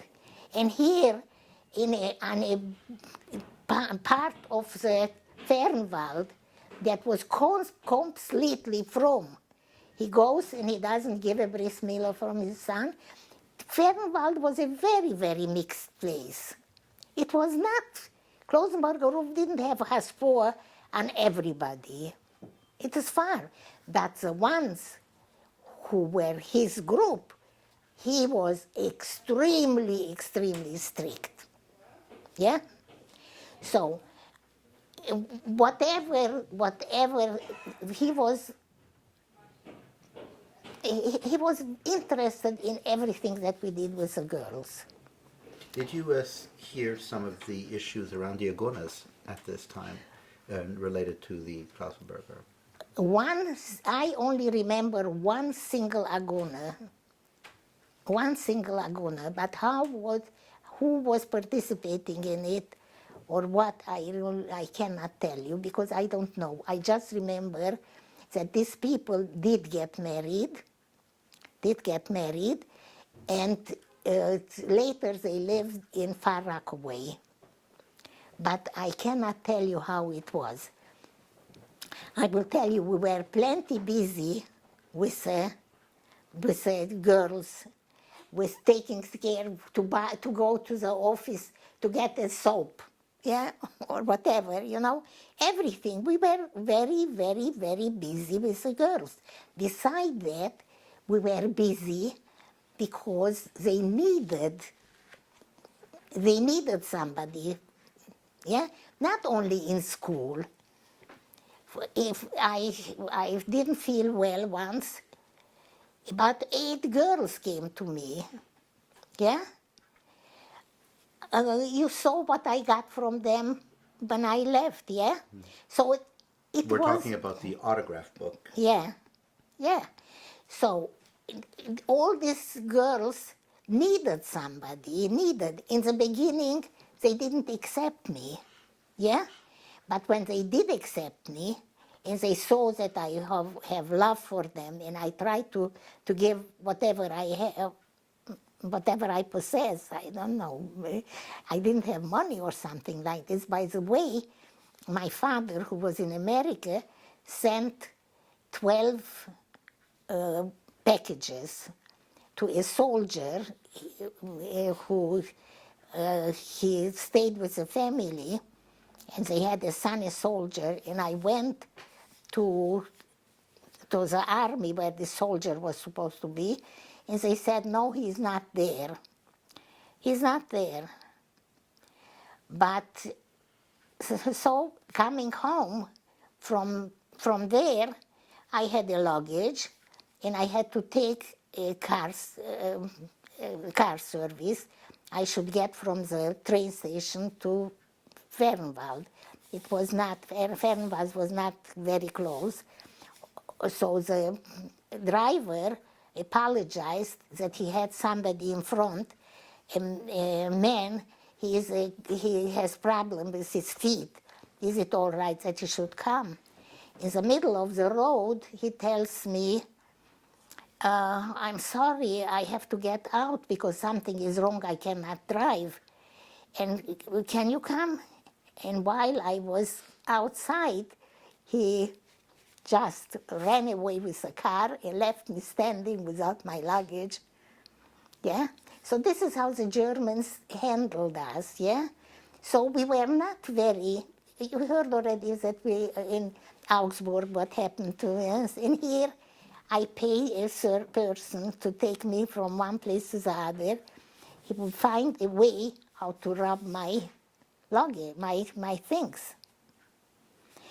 Anyway, and we were isolated, we didn't know, we were not interested in anything. But all of a sudden, they started to allow America to allow people to go to America. When I was born in Romania, when I found out when my next it will be how many people registered before me, it turned out that I would have to wait 6 years till my next. Here I have my mother left to America because she was born in Czechoslovakia. So my mother could go, she left, and I stayed there, I remained there, and I go every few days, every few weeks to Munich, maybe. That was there in the joint a very, very Choshev person, Rabbi Rosenberg. He was an American, he was in military uniform, but he was working in the joint, or whatever. Very well known, very Yeah, well so known you know chaplain, about very him, well known yeah. chaplain. His family is in Philadelphia, correct? He was from whatever. He wanted to hire me. He wanted me to go to become in his family he had children, and I should go to this family. But I didn't feel very comfortable to go to a private family too, and I didn't accept it. Anyway, what happened after trying to get to America and impossible, and people leave and people go, and I have to wait 6 years. So my parents in America made arrangements that I should get papers as a teacher. They are going to hire me in Bais Yaakov as a teacher. Yeah, they hired many people, men and everything. So, and I left in 2nd day of December 1947. I left to Paris. I had papers as a teacher, and hopefully I am going to be able to go soon. In Paris, it was a different situation. Not like in Germany, in camps, but they arranged these refugees who to come from all over to live in hotels. So I got a room in a hotel,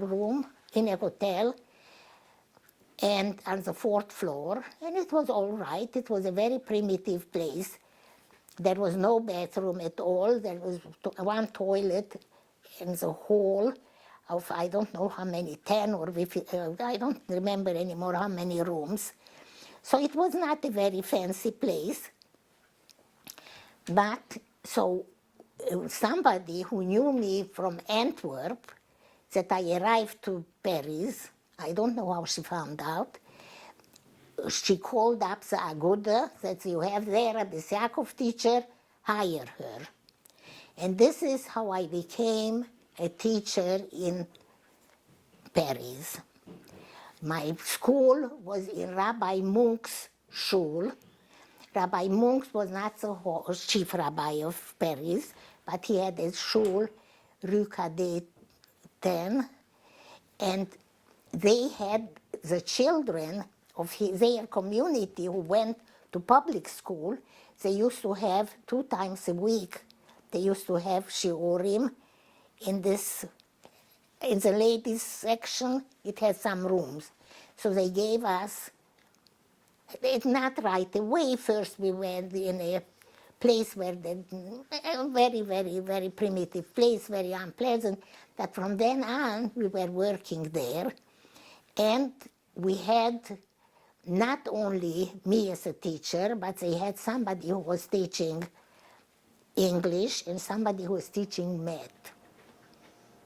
So like this, we had 3 different rooms. I was teaching in one room, then in another room, and then in another room, the group of children. I have to tell you a very funny thing. There was, on the way to go to this shul, lived a family who were very Hasidish and very against Bais Yaakov. And they had a young daughter who was sitting in the window and crying that she wants to go, she wants to have friends too. So what did the father do? After a few weeks of complaining like this, she went to listen to what I am teaching, to see if I am going to teach some apikourses, most probably, after all. So I was teaching about the benching, and I was teaching about Rachem No, that part of the benching.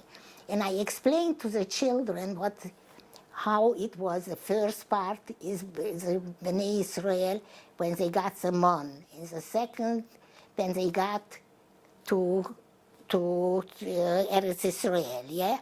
And the third, when all this surah started, Rachem Nu, Hashem Elokeinu al Yisrael Amech, and I told them, children, do I have to tell you what it means that you live with a whole family in one single room? Your mother is a cook there, and you sleep there, you cook there, you live, you do everything in one single room. Do I have to tell you what Rachem Nu means? Yeah? He heard me this story.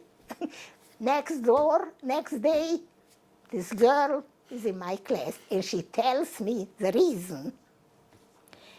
I want to tell you that two of the girls are intermarried now, the granddaughter from one and the grandson from the Polish, this Hungarian and the Polish, married off their grandchildren. Anyway, so I am just telling you, the majority of the children were Polish children.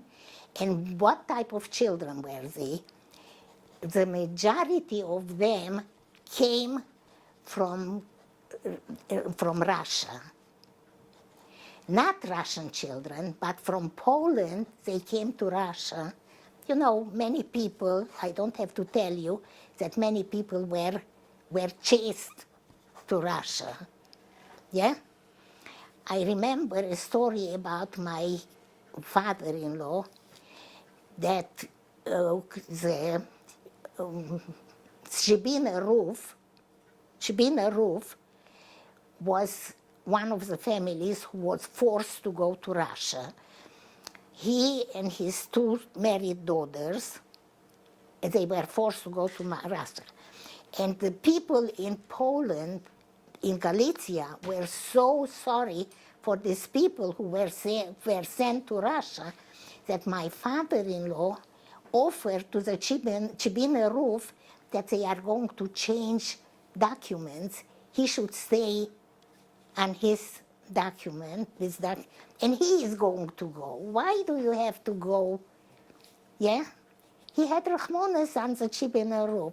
So the Shebina Roof said he cannot do it because he doesn't want to leave his daughters and sons-in-law alone. And he went ahead. So my father-in-law, I never knew him because he was killed during the war before I got married. So my father-in-law went home and brought some blankets and pillows to take along for him because Siberia is a very cold place. At least this is what you should have. The Shebina people are telling this story and even described in writing how my father-in-law offered him this. So it's written, so it's not that I am telling this story, but it's a well-known story. Anyway, so it seems that a very group of my children in Paris were children who were in Siberia, in all kinds of places with the families. And they came to Paris. How they come to Paris, I don't know, but they were a very big group. And another group of children were there, Hungarians, who were in Theresienstadt. Theresienstadt was a place where families could survive. The Germans kept Theresienstadt for a Musterlager, to show the world how good they are, and people with families live there. So this was the type of children that I had during while I was teaching in Paris. Very different than the girls you had from Auschwitz in Föhrenwald. Very, very. In Bucharest, very different than in Turda. In Turda, I had refugees from the villages. In Bucharest, I had Polish children who were hiding as Goyish children in Hungary, and later they came to Bucharest and I was teaching them. Children who survived without parents and without family in Transnistria. Children, not children, it was more adults, more not children, but they were at least 15 years old, yeah? Girls who survived Auschwitz. And now I am coming to... That was in Föhrenwald. In Föhrenwald. And now I am coming to Paris, and I am teaching children who survived Russia. And so you can imagine my experience with all these children. So it's not what I was teaching them. First of all, I had experience because I was teaching all kinds of kids, young and older and middle and everything. That was not the important thing. It was my relationship to these children, how they looked at me. In Föhrenwald, they started it out with very, very negative attitude, but it changed very nicely, yeah? And I had a very, very warm relationship with these girls. And in Paris, even more. Why even more? Because these children lived under unbelievable circumstances. Can you imagine that a family lives in one room with 3 kids, one daughter about 13, the other one 11, and the other one 9 or 10, in one single room, and you have to cook there, you have to make Shabbos there, you have to make Pesach there, yeah? These children, when they came to my school, they were alive. They knew that somebody loves them and somebody cares for them. And I did love them, and I cared for them. One of three sisters come to the Y where I go to exercises now. And one of the girls, Thursday I was in the Y, and she approaches me and she said, I want to wish you a good Yontif. I am not sure that I will be able to come next week. I want to wish you a good... I want to kiss you, but I have a cold. I don't want to. And this is after 30, 65, 70 years. Yeah? This is how they feel about me and how I feel about them. It's not the fact what I was teaching them. The fact that I loved them is they had somebody to love. So I didn't have any books, I didn't have what to teach, but I always find something. And beside that, I repeated what I taught in Turda, and I repeated what I taught in Bucharest, and what I taught in Föhrenwald, and it didn't matter. I had what to teach them. I had what to tell them.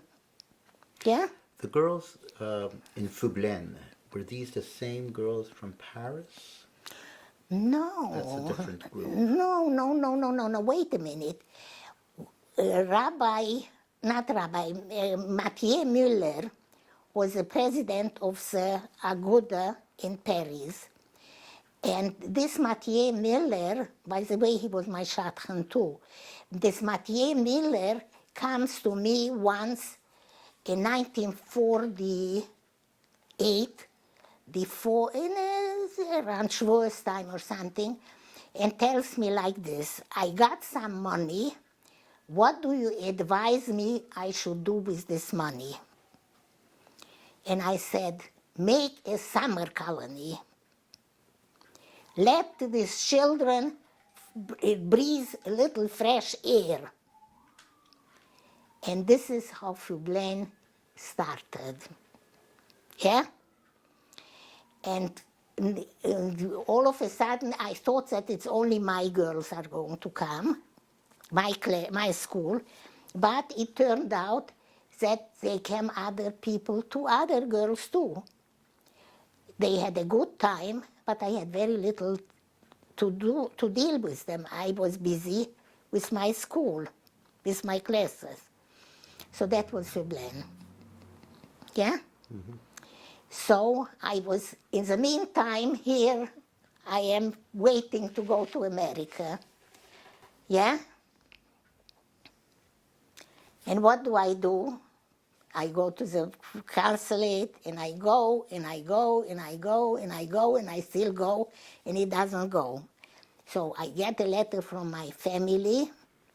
I should go back to Germany and try to get their papers. But don't go to the American, because they know already about you as American part. Go to the British part. So I went back to Bergen-Belsen, and I was in Bergen-Belsen, I don't know, 1 day or 2 days, I get a telegram from my husband, who was my husband then. I got a telegram, I should come back, and I should go straight to the consulate.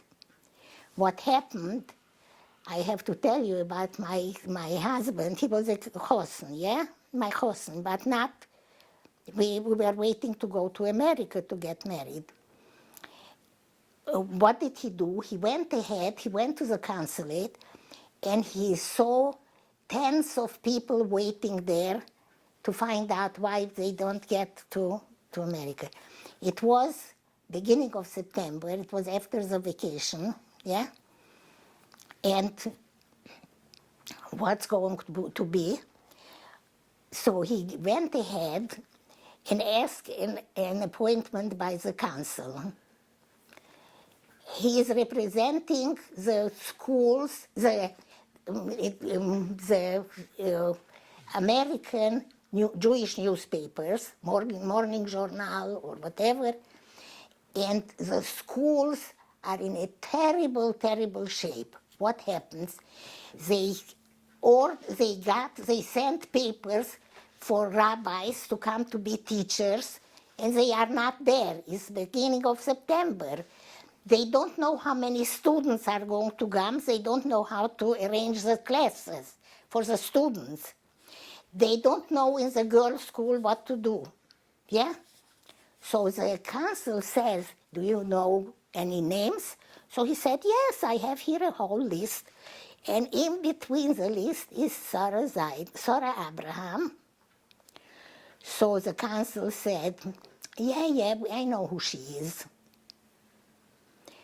So, yeah, you know who she is? Yes. She has papers to go to be a teacher in a seminary. Yeah? But she is too young to be a teacher in a seminary, so we didn't give her the papers. But now we can give the papers. So my husband says, what changed your mind? Because she signs for the girls who go to this seminary that they are learning in the seminary. There was a seminary in Paris too, and I was giving one lesson there. But the girls came to me, I should sign. So, you like the story? It's a good story. I got a telegram from my husband that I should come back and go straight to the consulate. So I arrived at the consulate, and they tell me I should go into this telephone booth. So I go in, and what do I find there? A puzzle. A puzzle put together. So I put together the puzzle. I come out, go in. So I said, why should I go in? So put it together. The fact is that in Europe, we had no idea what puzzles are. But because I had kindergarten children, I used to make all kinds of shapes on a cardboard, and they could, and I took out the shapes, and they should put it back in the proper place. So I did have an idea how to put back together a puzzle, because I did it in kindergarten, for the kindergarten kids. So I will tell you, I didn't get any medical test. I didn't get anything. They signed my papers on the spot. But you did the puzzle. But I did the puzzle. Can you imagine? So I needed my husband's chokhmah, yeah? And who knows how many other people were sent because of this list that he came. Yeah? Mm-hmm. Good. So not only that, but by Rosh Hashanah, first day of Slichas, I arrived first day of Slichas to Föhrenwald, Feldafing, and first day of Slichas, 4 years later, I arrived to America. Yeah? So that's my story about Europe and about the children who went through all kinds of hells. Every single one of these children who is still alive, and I have contact with them, it's a Yom Tov when we meet. It's the warm feeling that we have to each other. So I am not sure that I was the best Bais Yaakov teacher, by far not. I am sure that people who had books and who could prepare the lesson better than I could, and didn't have to work from memory, but they learned 4, 5, 6, 7, 8, 9, 10 years earlier in seminary, yeah? But I love these children, the majority. There was some that I didn't like so much, but the majority I loved, and they loved me. And that was what Bais Yaakov meant. I don't know if any of these children that I had contact with, if any of these children went completely off the derech.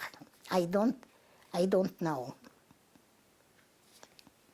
I don't know everybody. After all, I had about 100 children in Turda, and I have no idea.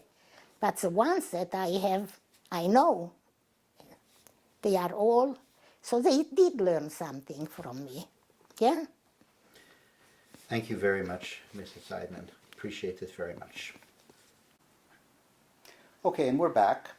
Now we're going to be looking at, in this third segment, we're going to be looking at pictures of Feldafing, Föhrenwald, Bergen-Belsen, Paris, Chernovitz, and Turda. So we'll start now with our first picture here, and I believe we're going to be looking at a picture of Mrs. Seidman in Chernovitz at her seminary. Mrs. Seidman? Yes, this picture was taken in 1939 or something. Mm-hmm, mm-hmm. And the teacher who is in this picture, her name is Frau Kahan. Here is a little boy, here's her little son, Michael. Her husband was a Kohen, and she wanted to raise this child to become a Kohen Gadol. She was so proud of him, such a sweet little boy. And Goyrel is different. You never know what you are doing. This little boy was saved from Transnistria, when they returned from Transnistria to Chernovitz, this little boy was saved by a student of her and taken to Turda because they had an uncle there.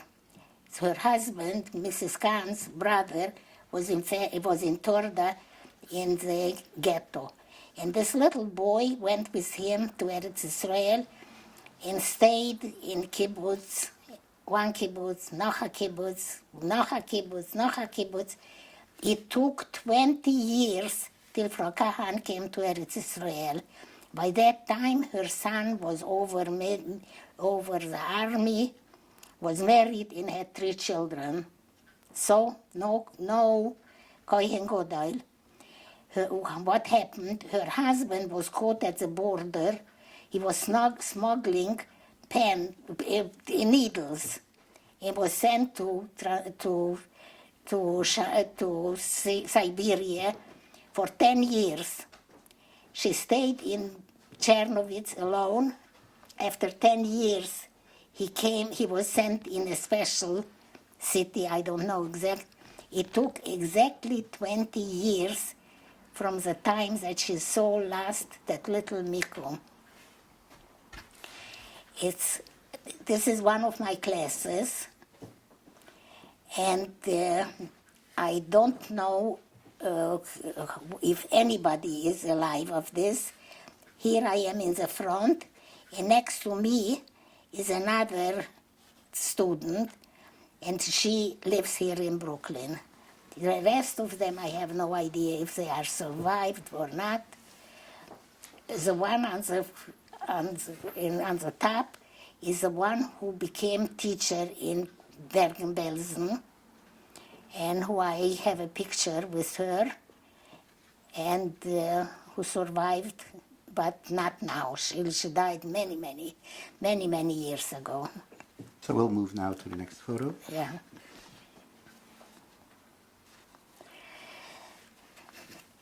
This is another picture, and as a teacher is Fräulein Landau. She was a brilliant person, and we learned very much from her. She was a history teacher, the Hebrew teacher, Dikduk teacher, whatever, and I enjoyed extremely her lessons. This is in Chernovitz or in Turda? This is in Chernovitz. Here I am at the corner. That's my picture. And this was, I don't know exactly, but I was in Chernovitz between 1937 and 1940. So it's one of the, you can see that we are wearing uniforms. Yeah?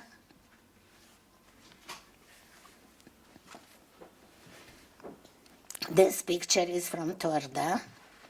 These are not, I see 1 or 2 girls from my class in the corner, but the rest of them were already too old to go to school. But we used to get together at Tuesday evening, I think, and especially this girl next to me, she was an adopted girl, but it seems that her adopted father, was very good to her, and she was giving a shiur in Haftorah.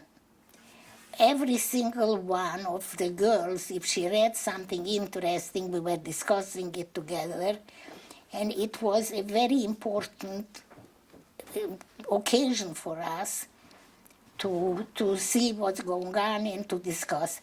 I remember once we were discussing for a long time how we could hide in the woods from the Germans. And other times we were discussing if somebody had a book, what we read. So it was not actually a Bais Yaakov school. It was more like a Bonos group. And we were discussing all kinds of things that were interesting to us and what we could find.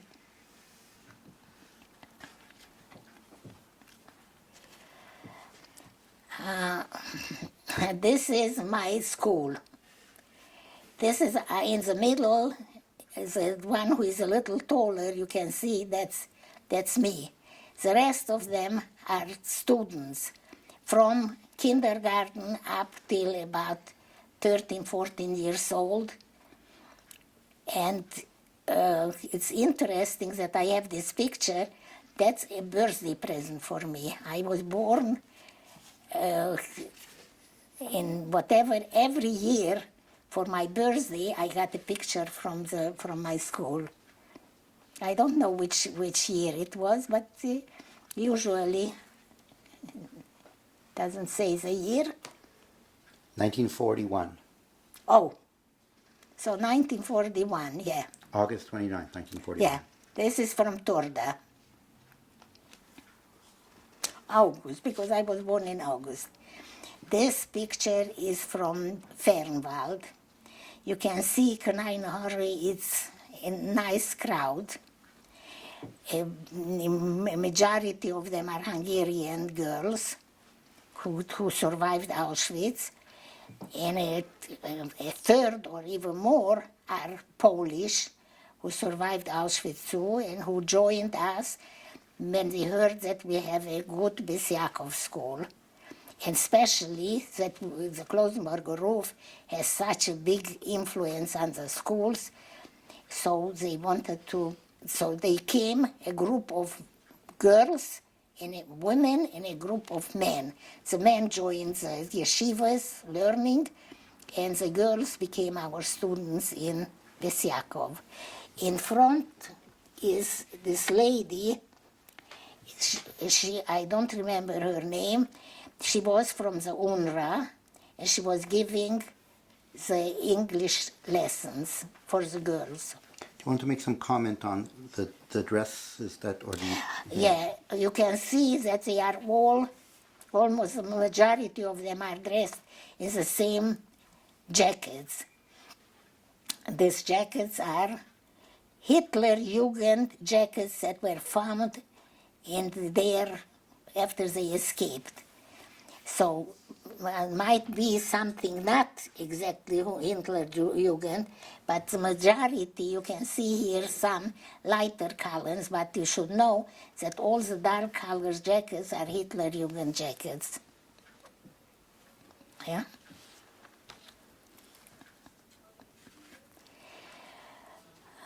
This is in Föhrenwald. Can you imagine, you saw that black picture before, and here you see a dress, the girls dressed in white shirts and colored. You know where this comes from. It comes from sort of the packages that we got from America. By 1946, they sent us so many packages that the girls would pick for themselves quite a nice outfit.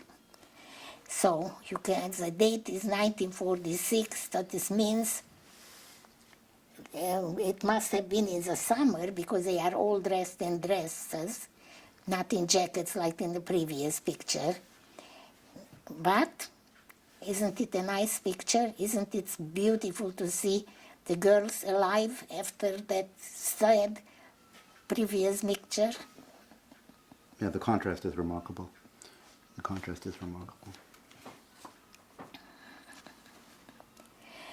This is, you can see, it says the Sefer Bais Yaakov in Paris. You know that I left Föhrenwald in 1947 in December, and this is most probably about a year later, because I see the fruit packages from Tu Bishvat that we prepared for the children. This is a younger class, and here, I am standing in the corner in that dress, and the two people, the two men, are from the Aguda, and I'm sorry, I don't remember the name of this. This was a Lubavitcher. I don't know what her job was, but she was with us even in Feblen in the summer colony. And this was the secretary of the Aguda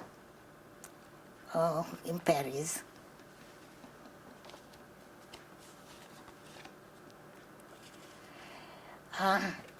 You can see here on this picture, it's still in Bais Yaakov, a different class now. They are studying arithmetic, math, and the woman standing there is their math teacher. The girls always sit and they write whatever. In Bais Yaakov in Paris, we were teaching beside the Limudei Kodesh. These girls had math and had language, English, I think English. Don't you like this beautiful china? I don't think that two plates have the same design. But I can tell you one secret, that these children were very, very happy to escape the crowded rooms that they lived through the whole year and could come to Föhrenwald, to Feblen, to spend summer vacation. These three people are from the Aguda visiting the camp.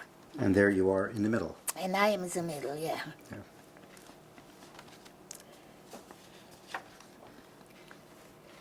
Oh. Yom Dalet Chanukah Tovshin Tes. So it's another class. And I am not sure what we are learning because I think that they have Sidurim in front of them. The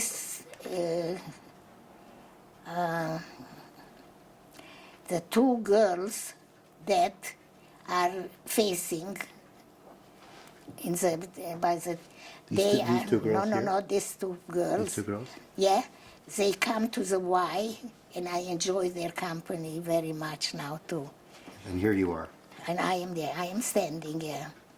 And this is one of the teachers. Uh-huh. Yeah.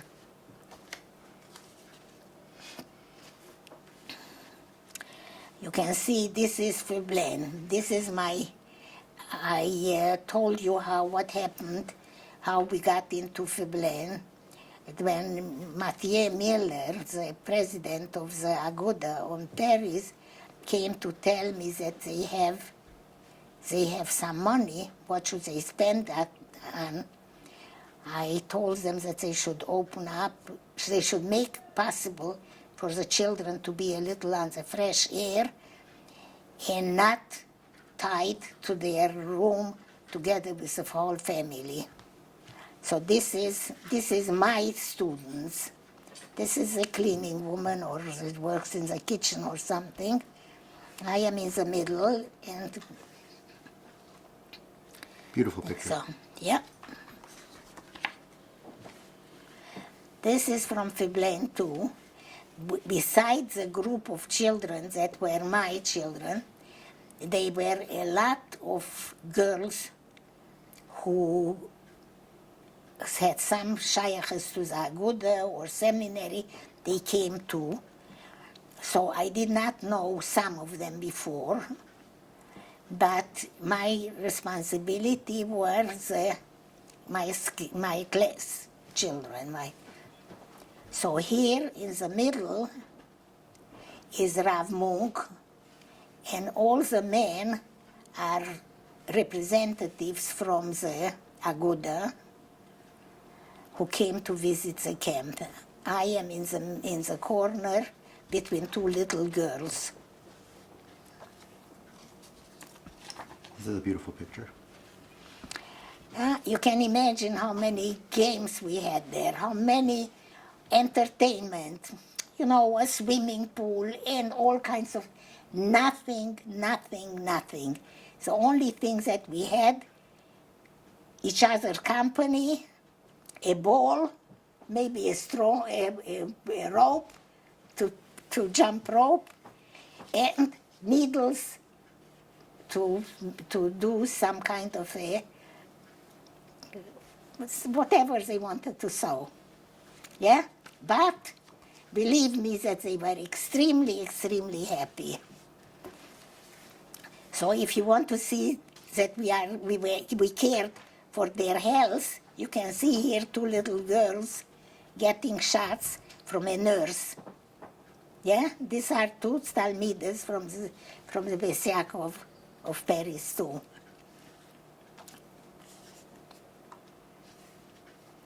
So, do you understand now what they were doing with their time? They didn't have where to go, they didn't have where to come, but they had a good time, and they were very proud of knitting and sewing. And they had a good time. And on the top is the secretary of Zaguda again.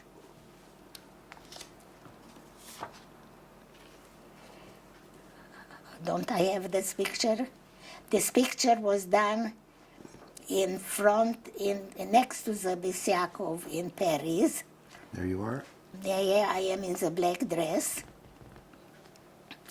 And I see that the children are dressed in a warmer, so it must have been in a cooler day. Yeah, does it say date? No, there's no date. This picture is from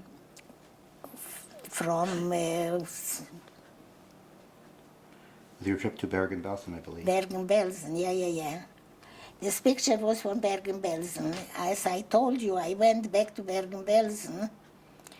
I was 2 times in Bergen-Belsen. The second time when I went back, because I thought maybe on the English side of Germany, I am going to be able to register to go to America to my family.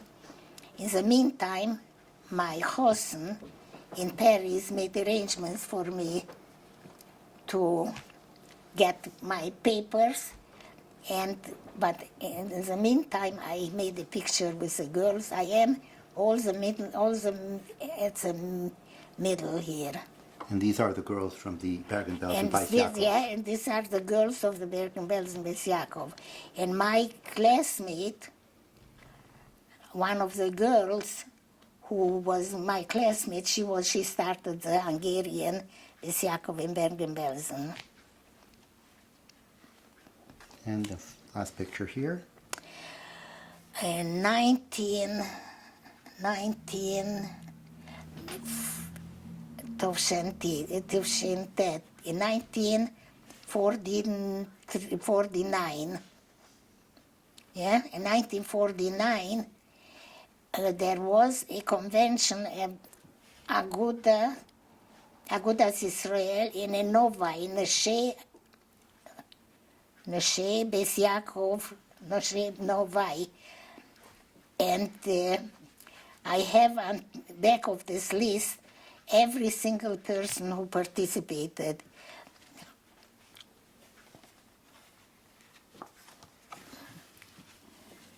Every single, no, this is upside down. Sorry, I'm looking at the other, upside down. Yeah, so I have here people from Eretz Israel, from America, Belgium, Denmark, Holland, England, France, Switzerland, and Sweden. So, is this all right? Is this a nice group of people to get together to discuss what they can do and how they can build up Bais Yaakov in Europe? So, I think that you have an idea, more or less, what I was involved with. And I should say thank you, Ribono Shel Olam, that he gave me the zchus, that I should be able to have contact with so many different people in so many different occasions. and to grow what I did. Thank you very much, Mrs. Seidman. Yeah.